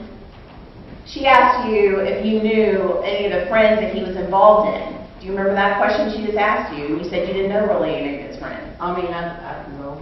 I said he never brought around to my house. Okay. That's what I said. He never brought any around to my house like that. All right. He didn't know what was hanging around. It wasn't like that at all. All right. So, let me pose this. I know some of them like that, you know what I'm saying, but they never was like hanging around my house or anything. Well, just a reminder, just make sure we're not talking over one of the clean record. Yes, sir. All right. You did know Henry Hayes, correct? A little bit, yeah. All right.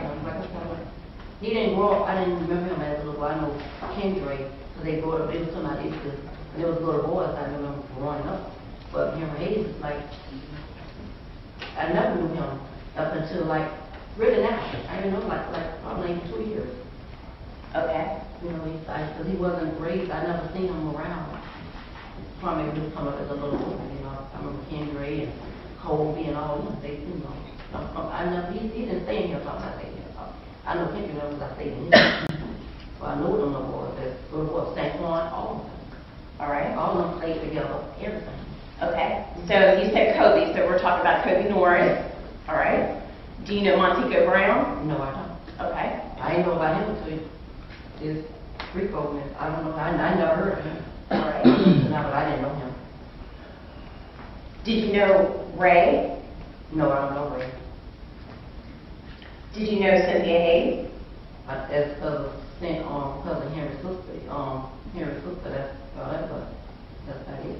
I don't know her like that, but I know her because it's Henry's sister. Okay. And so, what time frame, that is, how old was Kwame Richardson when you moved away from the Hilltop area? It was like that. 14, 15, about 14 years old. Not really younger than that. All right. And you agree with me, when he was arrested in this case, he was 17, right? In your testimony here today, when you talked about one of the first charges he got, which was back in 2012, so he would have been about 14? 13, like 13 years old. 13? And you indicated that he had sex with a 10-year-old? He didn't know anything. I don't think they ever had sex. All right, well, some type of sexual encounter with the 10-year-old? With, I guess, all through, I don't know. I don't know. All right. I mean, he just went through the phase of going to court, so, I don't know. All of us going to court, everybody, about the situation. Kobe and Kendra and Clark. Okay, so this incident with the 10-year-old that you termed to be a pass-around, She wasn't 10 years old. how old was she then? I think she was about 12. I think she was about 11, 12, something like that, 12 years old. All right. Yeah. So a girl that wasn't even 13 years old, you just termed her as a pass-around. I mean, I ain't mean to using that kind of term, but I mean, And, I'm sorry, and you said that you were going to court with Kobe Norris? I was going to court with Kwame, and me and Colby Norris' mother and Kendra mother was going to put together about it. Okay, so all three of you. Okay. And then I believe you testified, you correct me if I'm wrong, that you said that he was placed on some kind of probation, right? Yeah. And you said that he did not violate that probation? She never said anything about, I don't know about anything. Okay, well, back in 2016, you do recall him being arrested for marijuana possession, don't you? No. You don't? No, I don't. What about the time? I always know about when they say they found the gun up under the seat. That's all I know. I know about marijuana. And the gun up under the seat, is that the Buffalo Wild Wings incident? Is that what you're talking about, or something else? I guess it's Buffalo Wild Wings. Okay. So the time that you were going to court, you did appeal with him in court, correct? Yes, every time. And I have you appearing in court and they ended running the probation concurrent with his new charges, which would be carrying a concealed firearm, giving a false name, with the probation that he was already on. Do you remember that? No. And did you just call it a phase of him going to court? Did you just call it a phase of just going to court? Did I call it a phase? Yeah, his phase of going to court. That is coming up against the criminal justice system. All right. So I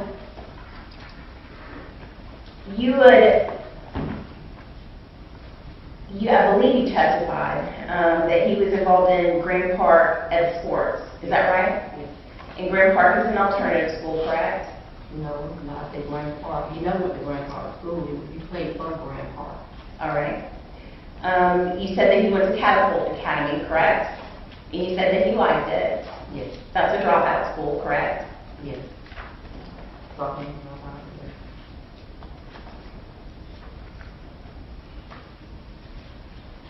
Would you say that you had close rein on him? That is, that you kept close tabs on your son? Well, I'm gonna put it this way. No one can't keep those tabs like that. You're going to do what you can, you know what I'm saying? So, I did what I can to keep him right. I could put it like that, you know what I'm saying? No one sit there and keep a close rein on no child. Okay, so I'm not there 24 hours, because I have a job to do. So, no one, ain't no perfect mother. No one's perfect. Okay. No one. So, no, ain't no 24-hour thing, but that will be impossible. It will be very impossible. So, All right. but I did the best I could. So, I'm sorry. But I did the best I could as a mother to make him try to do right. But keeping tabs 24 hours is impossible for any mother or any parent to keep a 24 hours close range on any child. All right. You would agree with me that you taught him the difference between right and wrong. Yes. He understood that. Yes. You tried to make sure that you guided him the best way you possibly could.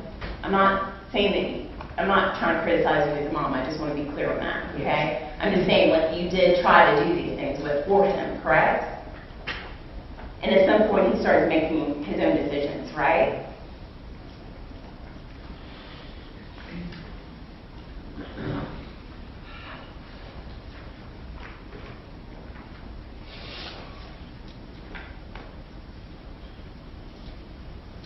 Where is his father now? He's in prison. For what? I don't know. How long has he been in prison? Oh, like maybe 3-4 years, maybe. During the time that this was all going on, was he out? No. He was in jail?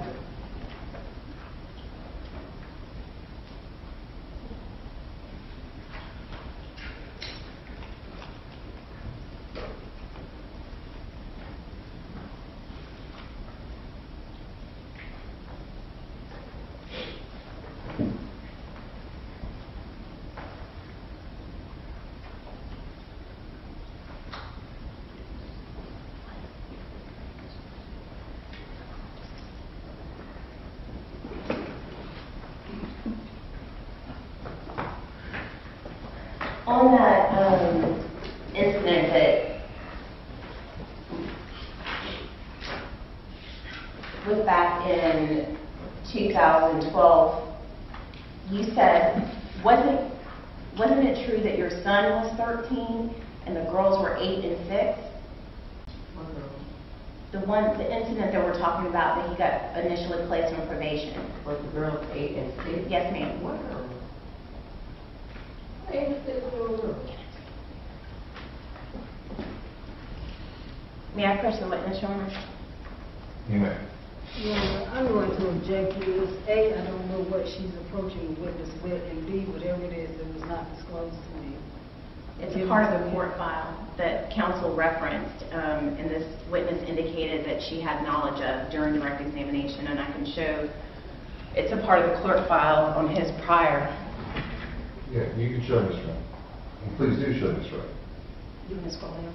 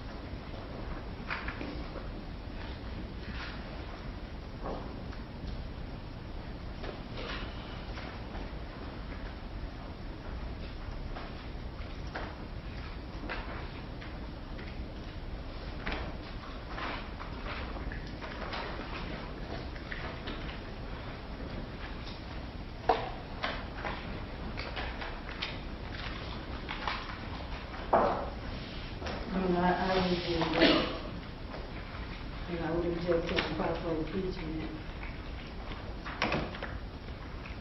The report says the girls were 9 and 10. Okay.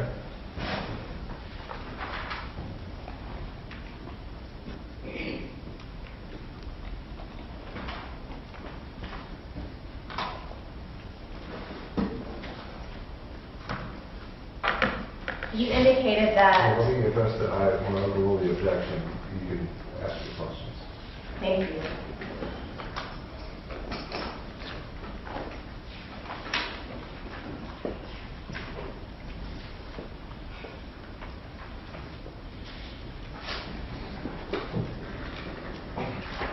May I address the witness?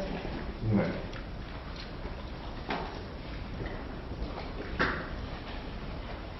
I can show that's a part of that clerk file that just been counsel. This is something correct. And the date was what? 13. Yes, ma'am.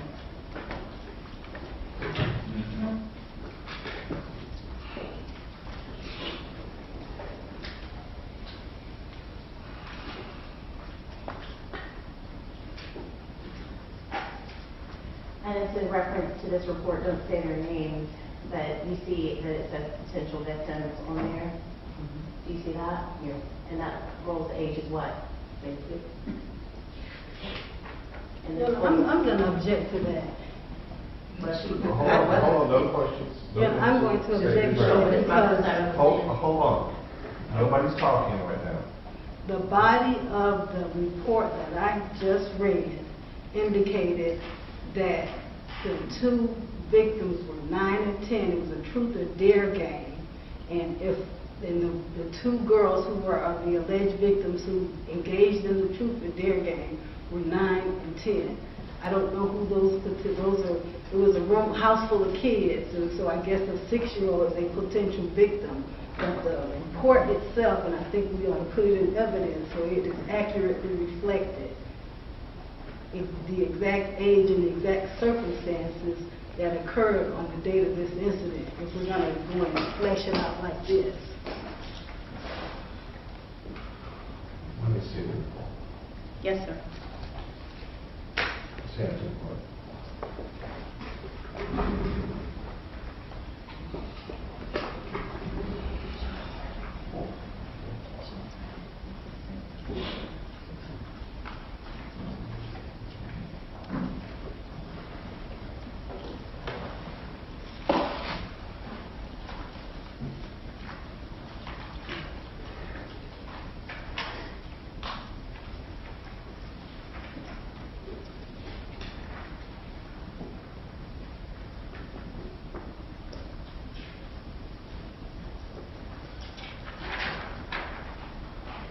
May I pass up the charging document so the court can see where the state of Florida alleged the victim? Yes.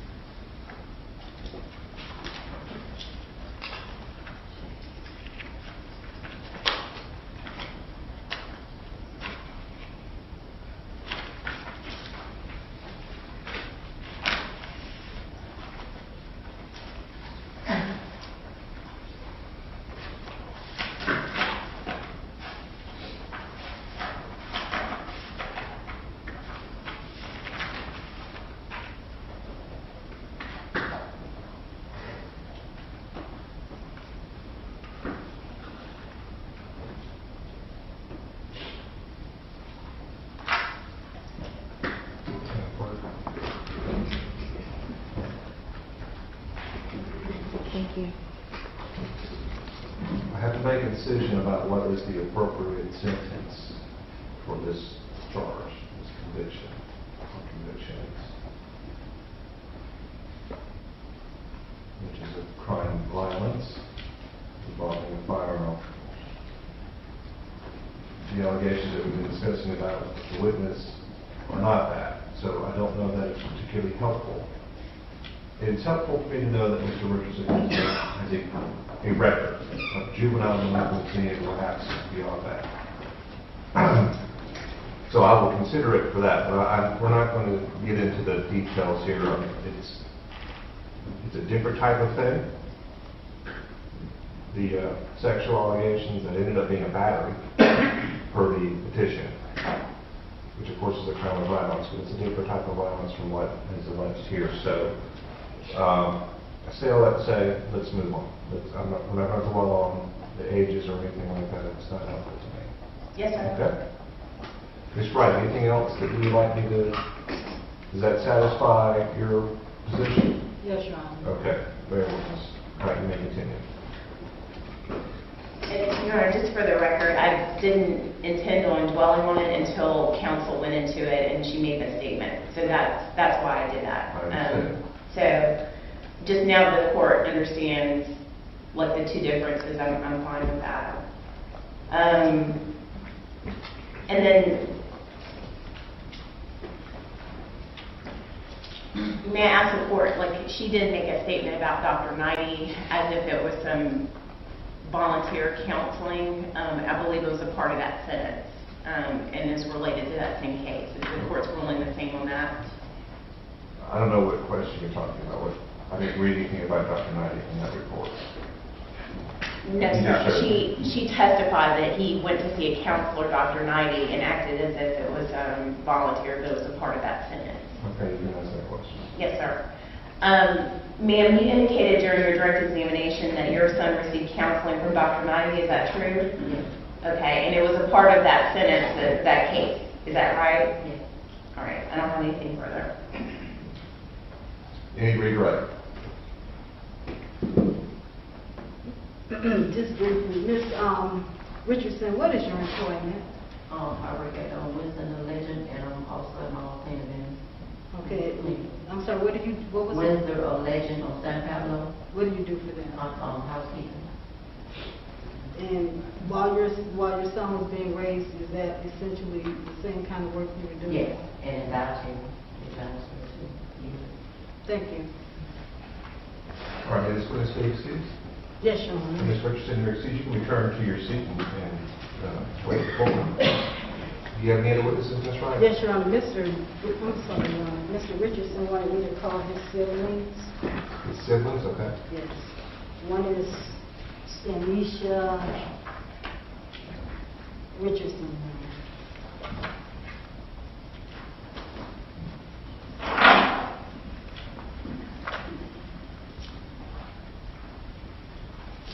Please raise your right hand. Do you solemnly swear or affirm that the testimony you give should be the truth, the whole truth, and nothing but the truth from help of God? Yes, ma'am. Thank you. You may have a seat.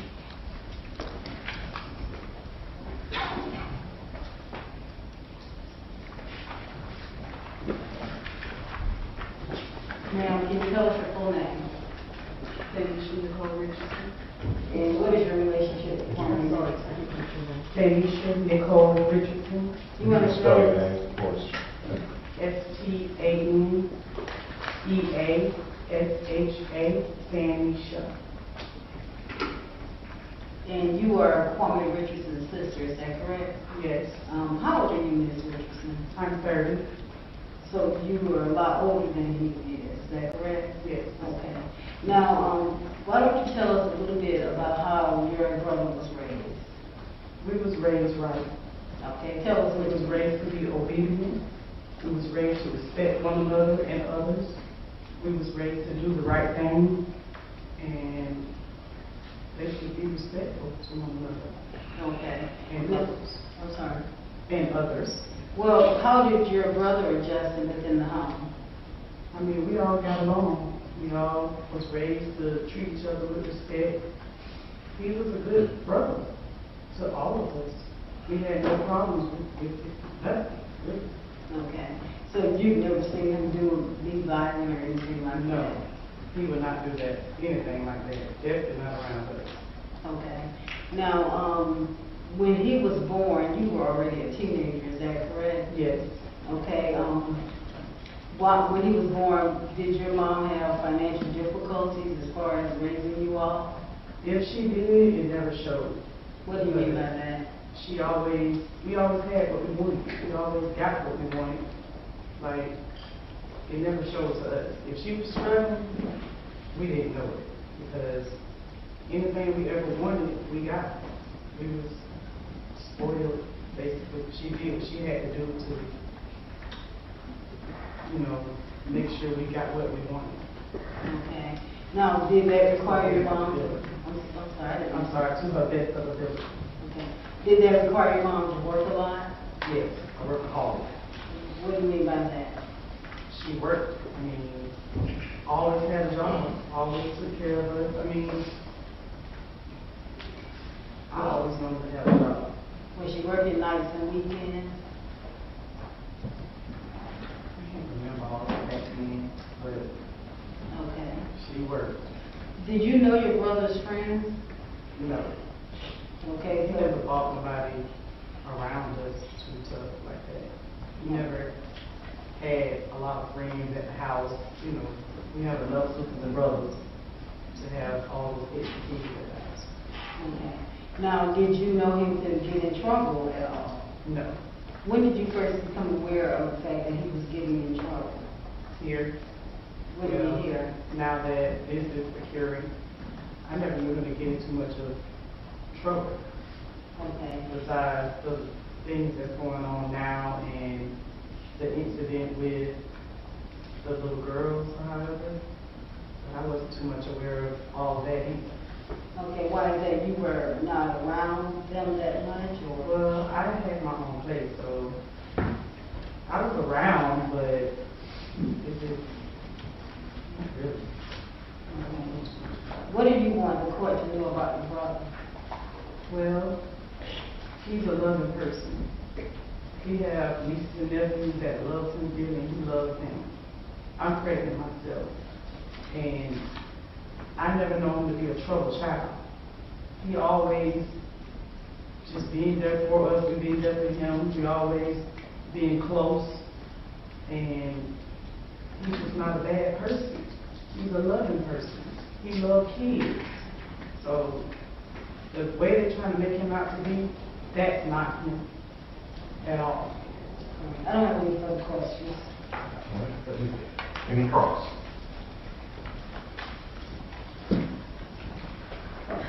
The last statement, you said that who's trying to make him out to be. What are you talking about? The things that y'all are saying that about the baby situation, that I don't think that's what happened. I don't think he did that. I just don't believe none of it. All right. I feel like he's being framed. All right. Did you attend the trial meeting? Yes, I do. The whole thing? Majority of it. Okay. And the video evidence, the photographs, who made that up to? No, but that doesn't place him as if he did anything to no kids. Okay. Videos does not prove he killed no one. All right. The songs, did we make those up? Songs does not prove it. Nowadays, that's what kids do. They rap about things, and half of it don't be true. There's rappers out there that's rapping about things that's not even not even their life. Sometimes they rap about other people's lifestyles. Okay.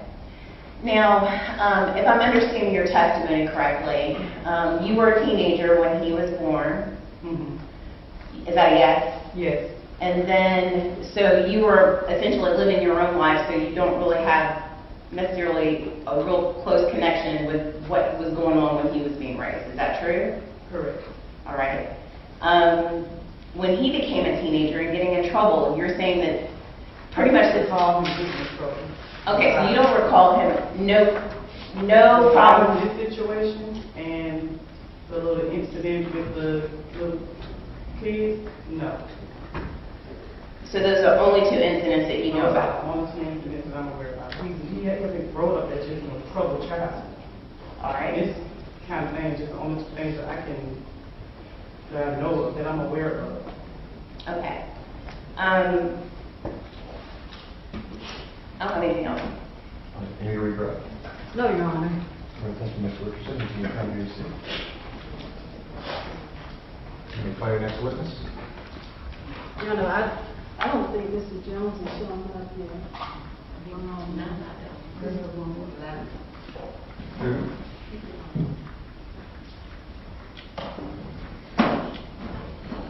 Who is it that you wish to talk? Your Honor, we were intending to call Cal Johnson. I don't think he's here yet. Cal Johnson? Jones, Your Honor. Jones, okay. Would that be your last witness?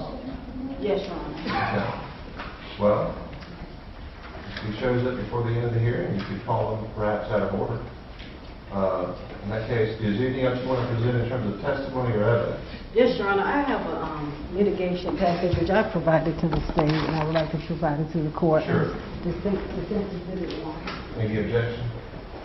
No objection, thank This will you. be, the litigation package will call this defense exhibit 1 and admitted as such without objection. If that's it, then Ms. Wright, I'm going to hear from the state now in terms of witnesses or of exhibits or exhibits.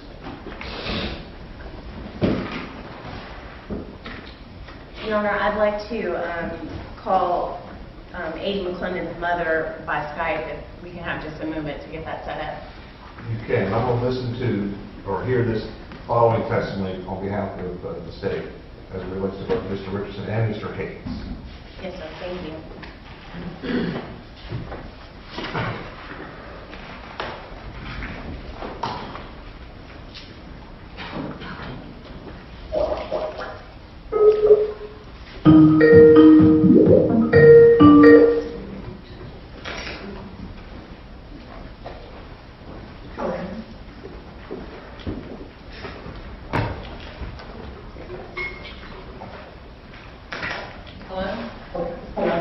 Hold on just a minute. You got to get her.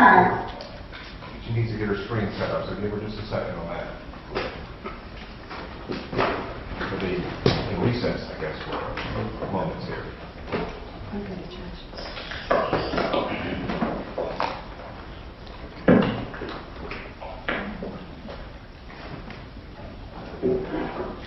Thank you, Judge.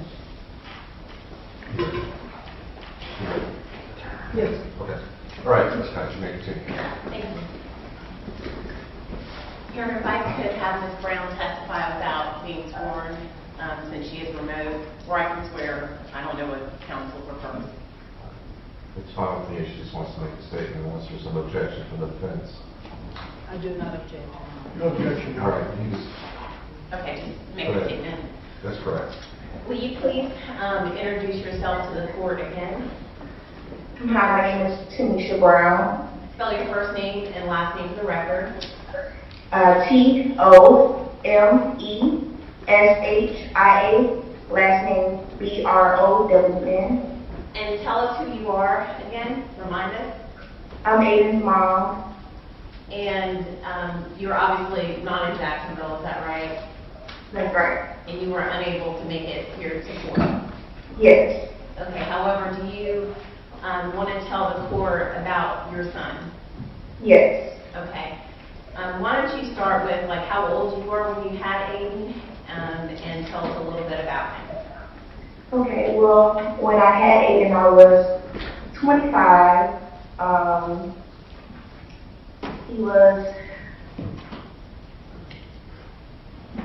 He was my second born child. And can I read my statement? I wrote a statement and believe that. Sure. Okay. All right. So basically, on January 29th, 2016, my life and the life of my family completely changed.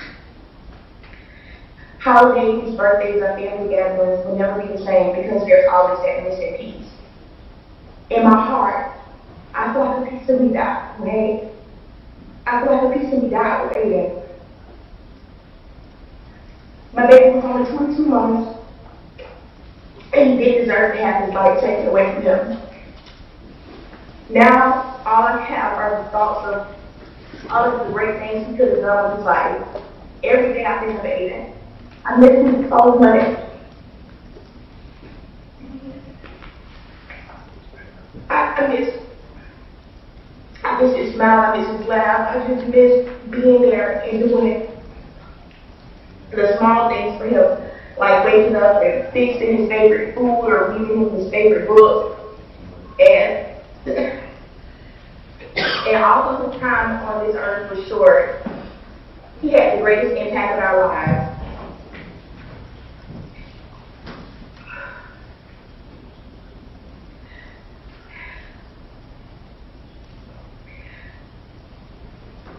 Right now, all I have are the memories of him. I can't physically touch him. I can't physically be with him. So the only thing I have are memories of his first steps, his first words. And I guess at this point that's what I have to live with, but he didn't deserve that. He didn't deserve to be taken from us. Not like that. Can I ask you, you indicated that Aiden was your second born. How many children do you have? I have 3. Okay. So, tell us a little bit about the impact of Aiden's death on your oldest son. He has so many questions as to why it happened, and it's hurtful to me because I can't explain it. I can't explain why it happened to him, and it's caused Xavier, my oldest son, to not really trust people, and I've noticed ever since Aiden passed, there's been a change in him. Like, he just doesn't, there's just a change. He's just not the same as he was before. And your two younger children, did they have an opportunity to know Aiden?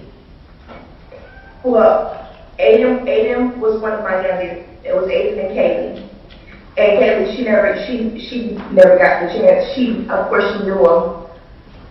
She was born while he was alive, but she doesn't know him. She wasn't even 2 months when he passed. The fact that you lost Aiden, has that caused you stress as a mother to your other children? Definitely. Because it's hard being a mother and trying to deal with something like that. I try to be strong for my other kids, but it's really hard. Now, Tamisha, you testified during the course of the trial, and the court, I know, remembers your testimony. You were also a listed victim in this case. Can you tell the court how this incident and the fact that your child was murdered in your back seat, and then you and your grandmother were not harmed, how has that impacted you?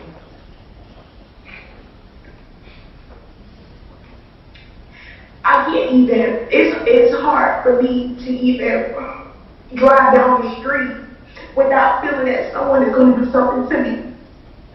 I'm literally driving and I look around and I'm always watching my surroundings because I don't ever want to have to go through that again. Is there anything else you'd like to tell the court?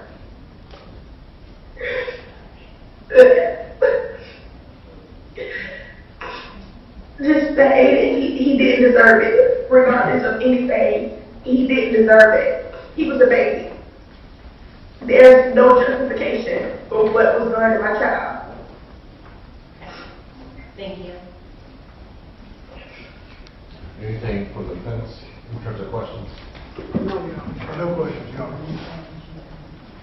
Your Honor, if we could, Ms. Brown, I'm going to ask her if she could mute and just attend by, I don't know what I'm saying, I'm sorry. I want her to mute the Skype and then be able to listen in to the rest of the victim impact. Is that okay with the court? Sure, absolutely.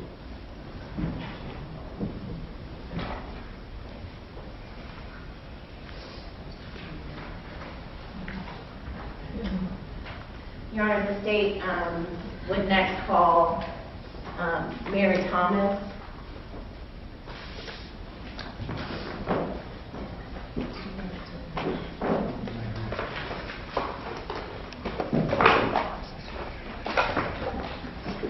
Your Honor, Ms. Thomas. Hold on just a second. Okay, go ahead. Right up here, Ms. Thomas. After the clerk. Do you solemnly swear or affirm that the testimony you give should be the truth, the whole truth, and nothing but the truth, so help you God? Yes. Thank you. You may have your seat. Right over to this one there now. Your Honor, while Ms. Thomas is taking the stand, I provided the statements that Ms. Thomas and Ms. McDowell wrote. I'd like to provide them to the court at this time.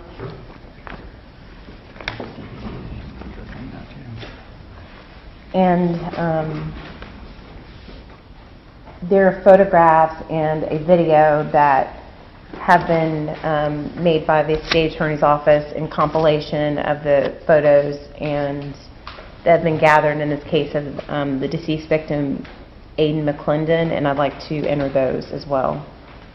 Any objections? No, it's okay. We so read as it what we states. It states 1 and 2. Yes, sir, please. I'm giving copies to the defense.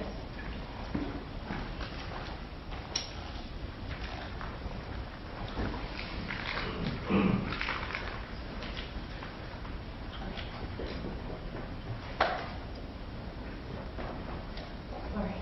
Ms. Thomas, will you please state and spell your name for the record? My name is Mary Thomas, Marythomals. All right, and Ms. Thomas, you testified during the course of this trial. Just remind us who Aiden was to you. Aiden was my great grandson. Okay, make sure you talk into the microphone. Aiden was my youngest great grandson. Okay. And have you prepared a statement to read for the court? Yes. All right, will you please read that?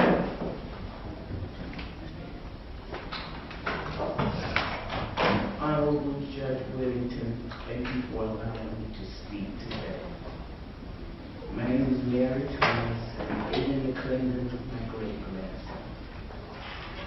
On January 29, 2016, my life and the lives of my family members changed forever. On that day at approximately 6:05 p.m., my great-grandson, Aiden Michael McClendon, was murdered. We sat in our front yard when the vehicle we were in was fired upon.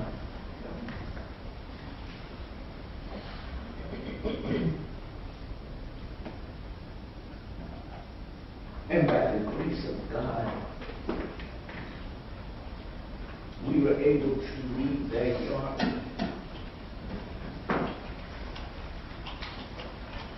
And Lord Jesus took the wheel.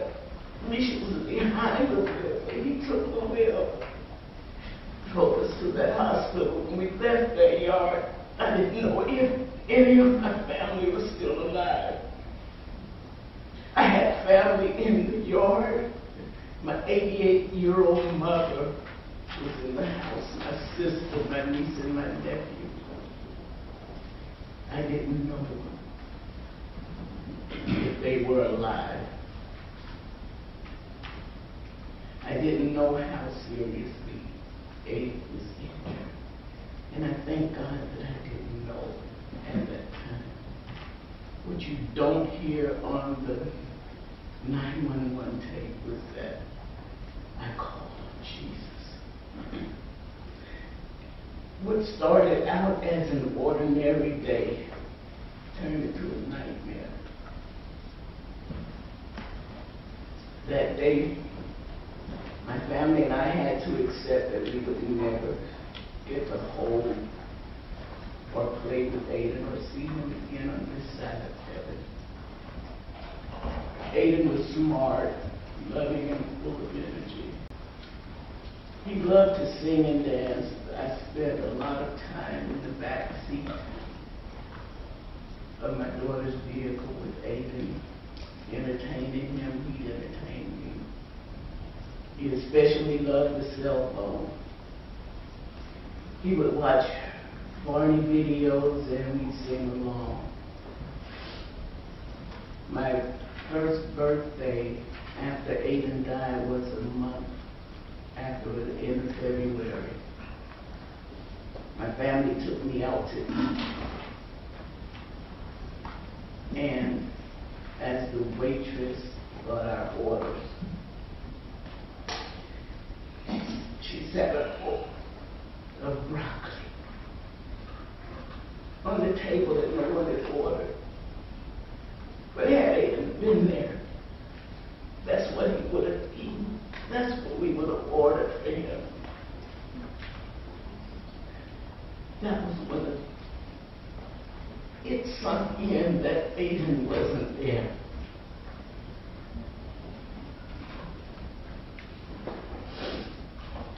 There is no rhyme or reason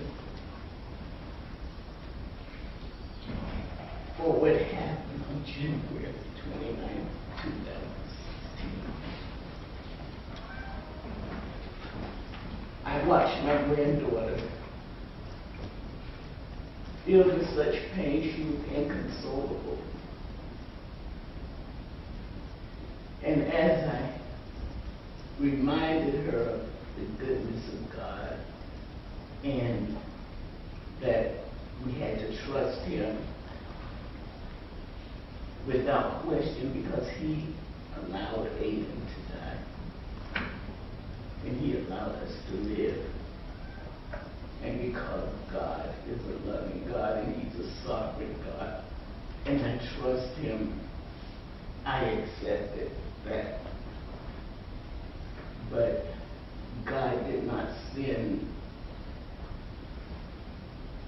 Kwame Richardson and Henry Hayes to my house to shoot up our car as we sat there. He did not send them. It was like it was an assignment from hell. But God is in control as He was in control that day. And I trust Him because He is sovereign. He allowed Aiden to die for reasons of His own. I don't question that.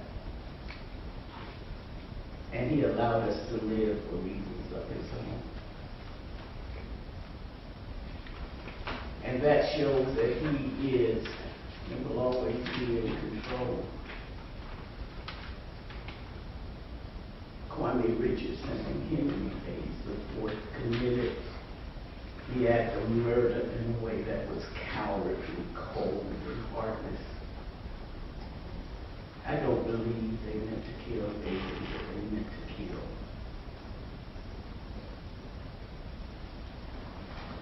And we would have been just considered collateral damage. Just living to my family, and I trusted God in seeking justice for Aiden. Never been about revenge or vengeance, just seeking justice for Aiden. We trusted Him throughout, and we will continue to, and we trust Him to guide you in your deciding the sentence to impose. Again, I thank you for allowing me to share what's on my heart today. Thank you. We're taking that. You can return to your seat.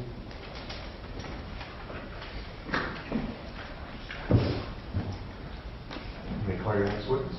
Rhonda McDowell.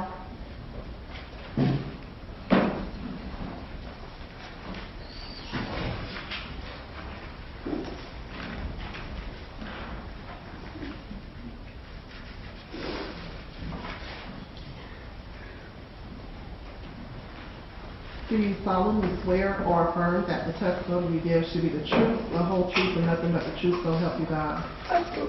Thank you. You may have a seat.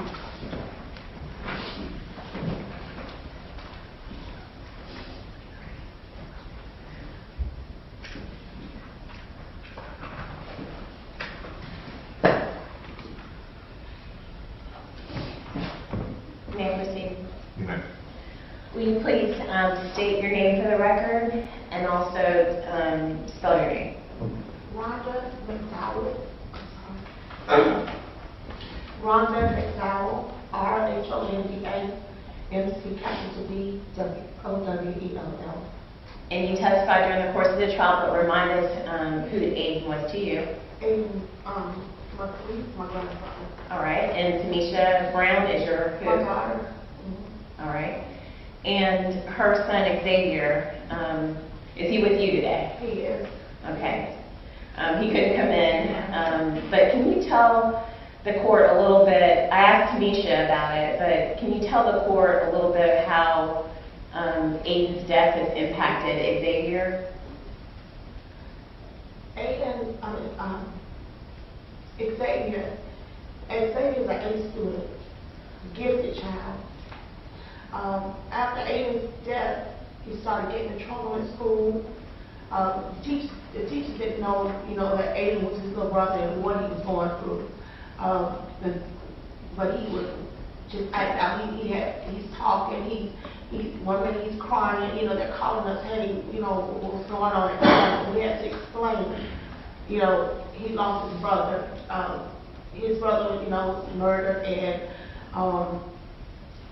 he really didn't know how to deal with it. I got him books on death, losing loved ones.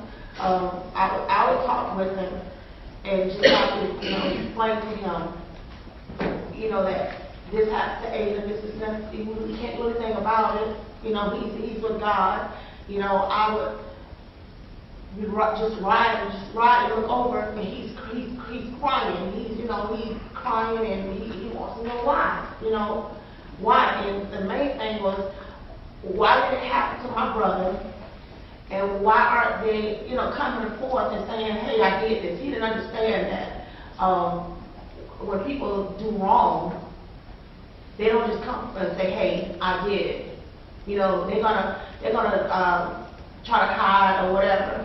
So, he spoke with the news and said, hey, if you're the one, if you hurt my brother, you murdered my brother, please come forth. Just turn yourself in, and it's gonna be better for you, and it's gonna be better for us and our family, and again healing. That was, his plea. All right. So, but we went through a thing this morning. I'm driving, and he's crying, and I'm saying, what's going on? And he still, to this day, he wants to know why. It's 2.5 years later. He just don't understand. Now, you talked about some of the negative impact. Has Xavier spoken on panels to try to explain to others that have been victims of violence some of his experience in an effort to help? I got a call on the July 24th asking if he could participate on a panel at UNF for the Walk of Our Lives, which is an organization who's trying to get different gun laws, get some of the politicians that promote, having guns or whatever. He sat on a panel with some of the children from the Parkland shooting. He was on the panel with Jordan Davis' father, some of the LGBT community. He sat on a panel, and he was actually the youngest on the panel, and they traveled, and was actually, like, hey, you think he would be interested in traveling with us? Because he's the youngest we've ever had on our panel. And he got up there and he spoke about getting tougher laws and keeping guns out of hands of people who hurt people with guns. He spoke about seeing families who tragically lost people to the hands of people with guns that shouldn't have guns, and seeing them smile and get joy, after being hurt so bad, and that's basically him, where we are now, just trying to get our joy. And he spoke on families, and just helping other families, so families, they don't have to go through what we went through. Your Honor, if I may publish, did you take a small video of that, which you just explained? I did. may I publish, I believe it was State's Exhibit 2. You may.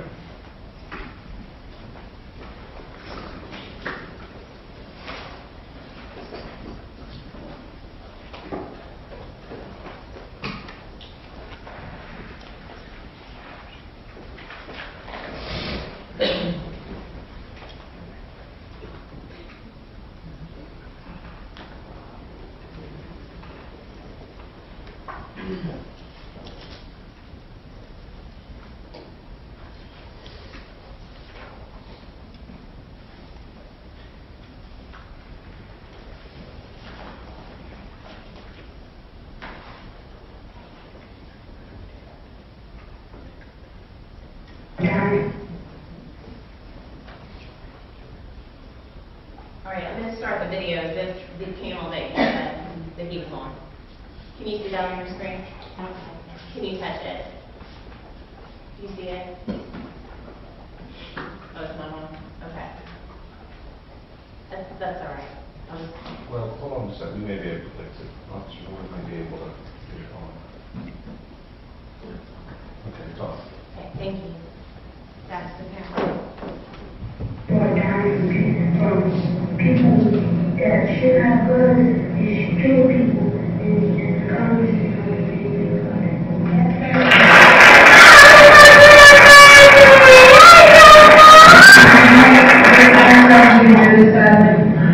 these are. Was that the panel that he spoke about? Yes. Okay. Have you prepared a statement to read to the court? I did. All right, will you please read that? Yes. Honorable Judge Wilson, my name is Rhonda McDowell. Ada McClinton is my grandson. On January 29th, 2016 was the worst day of my life. Our 22-month-old grandson, Aiden Michael McClinton, was tragically taken away from us. Aiden had a fun, loving, and vibrant soul. Aiden loved to dance, sing, and cell phones. Out of the three, the cell phone was his favorite. He could get into anyone's cell phone and find YouTube. His favorite songs were Watching Nene and Thinking Out Loud. Anyone who came in contact with him loved him. The parents at his school would come to class just to give him their cell phones to see if it was true, if he could break to anyone's cell phone. Aiden was in my early Head Start class. Aiden and I would spend all day together. Everywhere I would go, he would be right there. During school, whenever it would be time for my break or anywhere I needed to go, or I needed to go out of the classroom, I had to take him because he would just cut up if I didn't, screaming and kicking. Words cannot describe the pain I felt losing him so unexpectedly. My whole heart was torn to pieces that to this day I have not been able to pick up. To see my daughter experiencing the worst hurt that a mother could feel and not being able to ease her pain left me numb. At times, I would have to remind myself to breathe. At times, emotionally, I did not want to be here without him. All of my days were spent in gloom. I could not continue to work with children anymore because I saw Aiden in all of them. For me to go on physically and emotionally, I had to think of my other grandbabies that are still here and love me. I had to ask God to heal my family and put our hearts back together again. The heartbreak was unbearable. I am in daily prayer for my family, my friends, and myself. I pray that our hearts will totally heal from this and something positive will come from our loss. Please continue to pray for us. Respectfully, Rhonda McDowell. Ms. McDowell, has your family and you provided photographs and videos with Aiden. We did. Okay. Yes, ma'am. Your Honor, may I play that at this time? You may.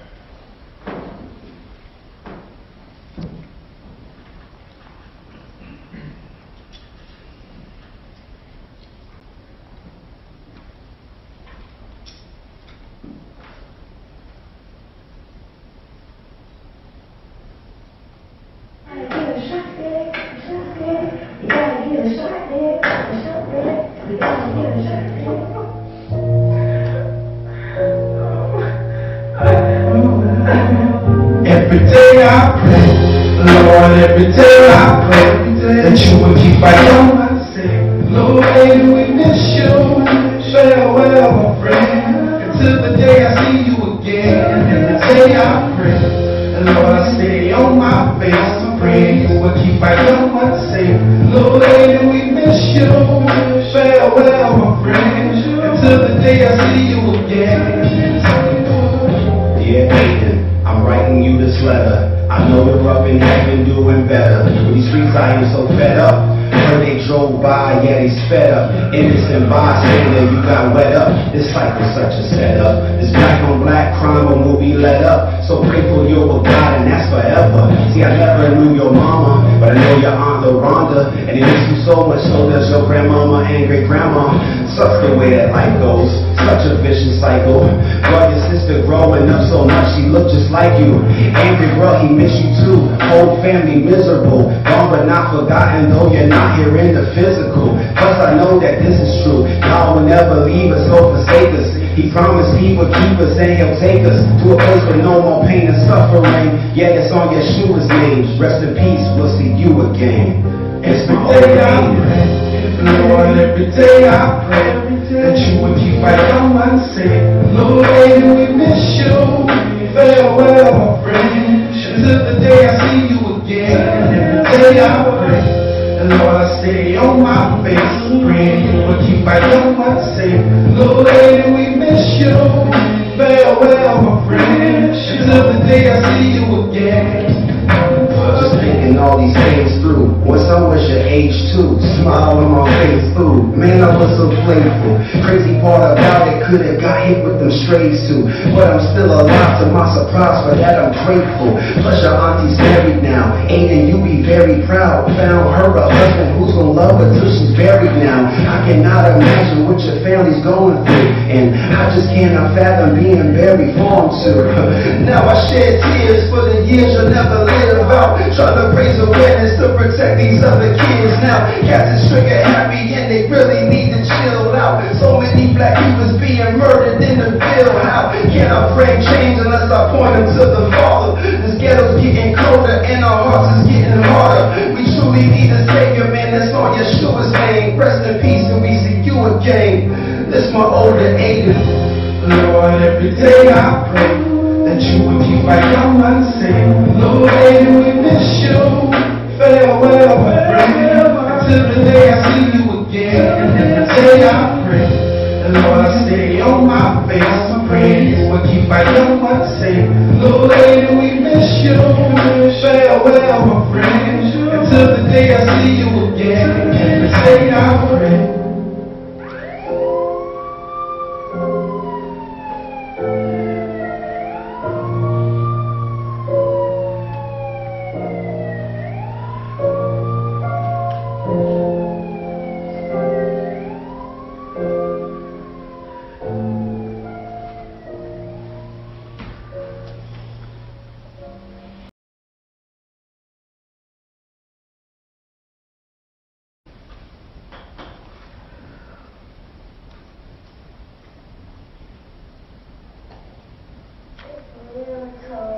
Because it's like when soon as my grandma told me I was just heartbroken, couldn't even say anything. You never gonna forget about Aiden, huh? Sir, I'm never gonna forget about it.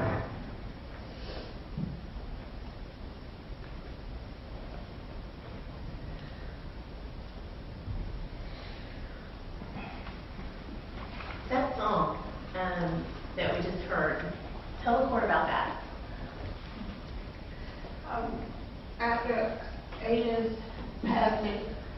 our family, well, actually my daughter, Loranda, she was contacted by the artist, Javon McKenzie. And he said that he wanted to, he's a Christian rap artist, and he wanted to present a song for Aiden, for a family. And he sent it to us. He put it on iTunes, and that was a dedication to Aiden. He's a fine young man. I spoke with him the other day, and he said all of his albums, Aiden will be a part of all of them. So something will be on about Aiden. So I felt that that song was appropriate because it's dedicated to Aiden. And it's made specifically for him. It was made for him. It's for him. Okay. I don't have any further questions. Any questions for the defense? No, Your Honor. No questions, Your Honor. All right, thank you, ma'am. We can return to this. Your Honor, that would conclude the state's presentation.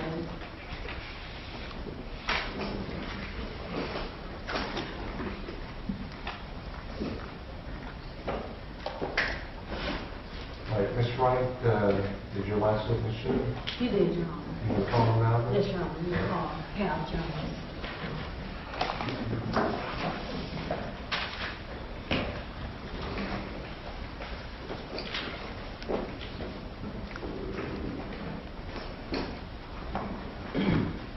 Please raise your right hand. Do you solemnly swear or affirm that the testimony you give should be the truth, the whole truth, and nothing but the truth, so help you God? Yes, ma'am. Thank you. You may have a seat.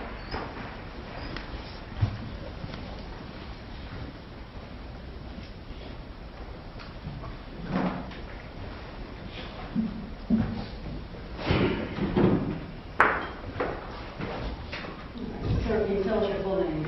Yes, my name is Calvin Jones. And Mr. Jones, how do you know Kwame Richardson? Kwame is, well, he was ball player of mine. I am all-around football coach. So back in the days, when he played ball for me, whatever. Okay. Are you currently coaching Pop Warner? Yes, ma'am. Sir. Okay, so how long have you been doing that? 28 years. Okay. And you made, your first contact with Mr. Richardson was as a football player. Yes. Can you tell us how old he was? I think he was around about 10, 11. Okay. And for whom were you coaching at that time? I didn't know, Grand Park. Okay. For how long did Mr. Richardson coach, be a player on your team? He played for me all the way till he was about 12 or 13. Okay. Now you have also been in contact with Mr. Richardson since he's been off your team, is that correct? Yes. Tell me how you maintain contact with him. Well, that's just something I do. I always keep up with most of my ball players. You know, as they grow up.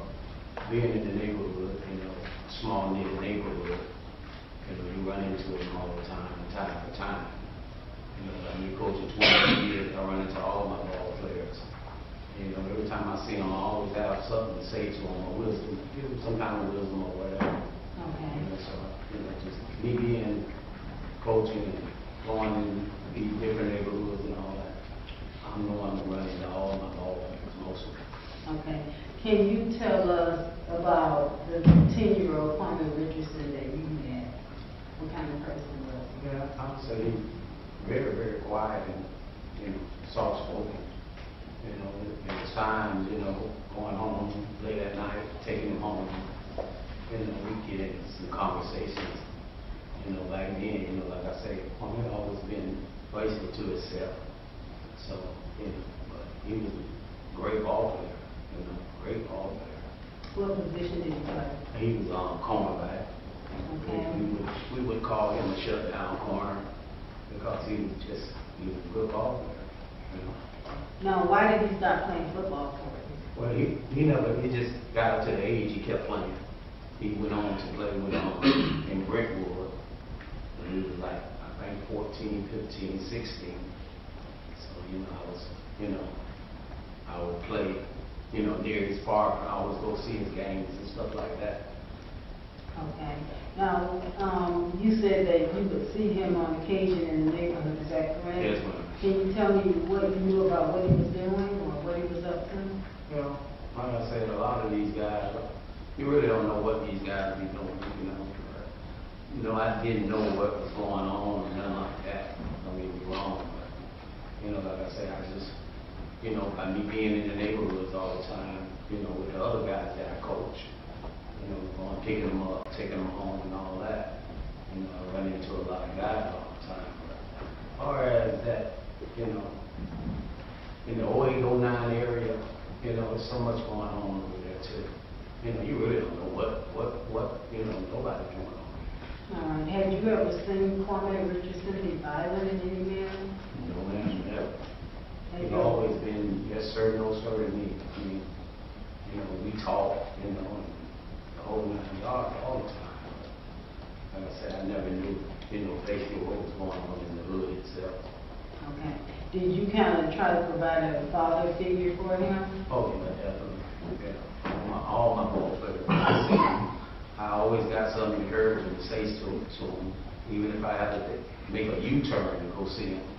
You know, I'm always, you know, hollering at him. You know, how you doing? What's going on? You still in school? You still gonna play ball? Da da da. You know, just mostly just men talk basically. Okay. Yes, ma'am. What would you like the court to know about Kwame Richardson? Like I said, I just feel like, you know, like I said, he's a good dude, a real good dude. He never really gave his mom any problem, I don't think, but I just feel like, you know, he just got caught up or whatever. Like I said, being high strung and very, you know, like I say, he's real quiet, basically. He tends to himself. But as far as mannerable and all that, he's always been mannerable to his mom, do what he's supposed to do. You know, he was going to school, got in a little trouble. I went to a camp. But I felt like he was getting himself on the right road. I don't have any other questions. All right, Nick Ross. No cost. All right, thank you, sir. So does that include then all the evidence from the Senate and from both Mr. Richardson and Mr. Hicks? Yes, Your Honor. Yes, Your Honor.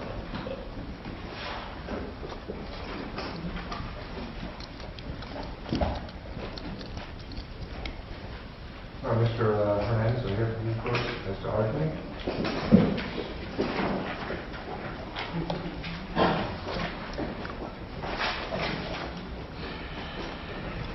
May it please the court, counsel? Yes, sir.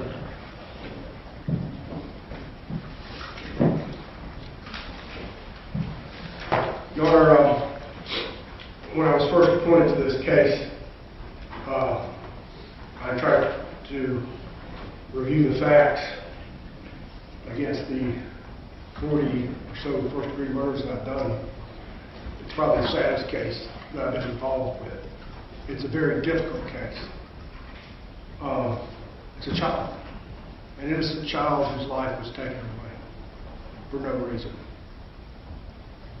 And then I interviewed my client in the jail for the first time. And I saw how young his face was. And I realized that he was also a child.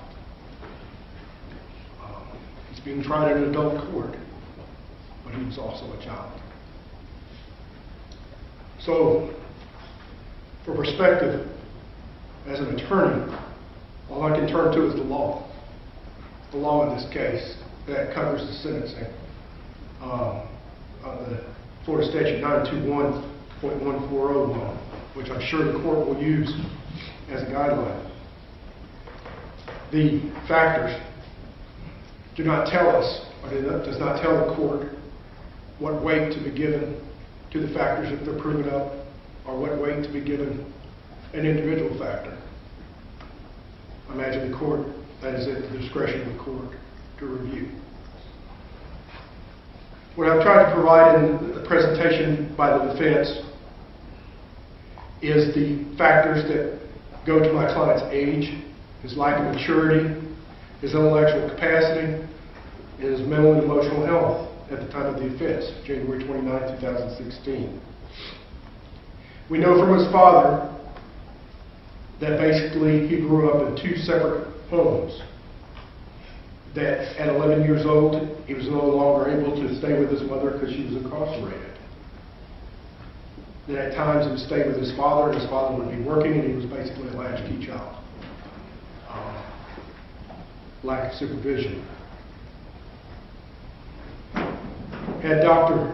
Bloomfield testify as far as the different tests that he ran in my client. And this goes to the mental health of my client and his intellectual capacity. The Westwood test was given. He scored an 86. 86 put him in the 18th percentile. The 18th percentile basically means that 82% of the testing scores were higher than he did. On verbal comprehension, he scored in the 9th percentile, which meant 91 of the people scored higher. He had a borderline intellectual capacity to a average, low average intellectual capacity. Dr. Bloomfield also testified to the immaturity of a teenager, their impetuous nature, and their failure to appreciate risk and consequences. He went into the study of psychology as far as the adolescent brain's maturity. But it is common sense of anyone who's ever been a father, or anyone who's ever been a brother, or anyone who's ever been a mother, that teenagers lack maturity. That they lack the test to appreciate risk and consequences. That's why it is such a scary thing whenever that teenager gets their license, unless they respect that car that they're driving. That's why teenagers sometimes do risky and dangerous things. Because of the lack of knowledge, the lack of a sheer appreciation for the consequences and the risk and the danger.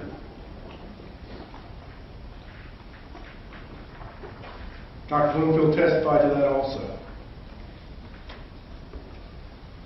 The factors also go to whether a person can be rehabilitated or not. What characteristics has he shown? The peer pressure. We all know the terrible peer pressure that teenagers are under each day they go to school. The peer pressure to fit in. Dr. Bloomfield testified to it, and it's just common sense.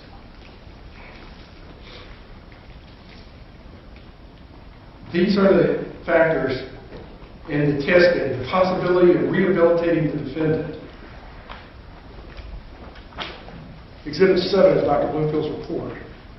He went through several of the testing factors as far as the Janus inventory, as far as the personal assessment inventory.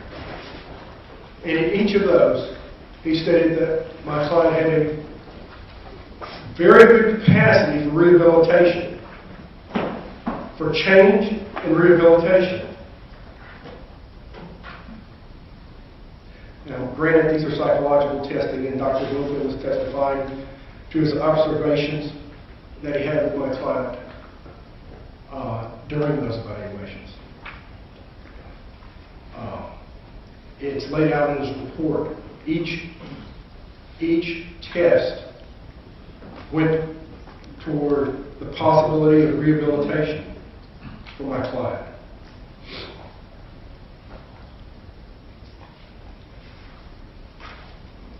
So as an attorney, when we have these difficult cases, the only thing we can look to is the law. The only thing we can try to argue is the law, because that's what governs us. The statute takes into consideration the victim's impact, the effect on the community, and also takes into consideration the attributes of the defendant, his age and maturity. It's probably a well-written statute because it brings all the factors into play. And it is an extremely difficult decision that the court is going to make when weighing out each of these factors. I turn to Defense Exhibit 3, just to show you that my client has been on the road to rehabilitation. Defense Exhibit 3 is basically a commencement speech that he gave to the other jail members of his class in 2013 that got their equivalency exams. He highlighted during the first part of the speech the importance of education and his ignorance for not knowing that education is important. He talked about his self-evaluation and the old saying that older folks used it, you smell yourself. And he evaluated himself and he didn't like the characteristics. In other words, he understands.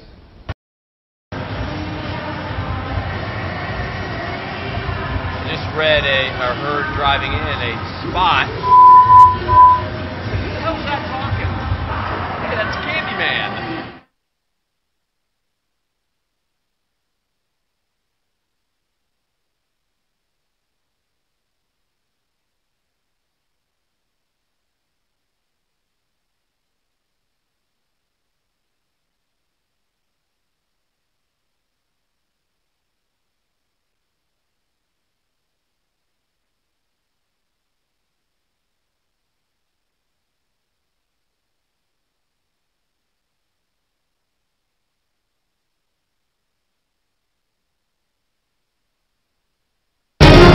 Live, this is CBS 47.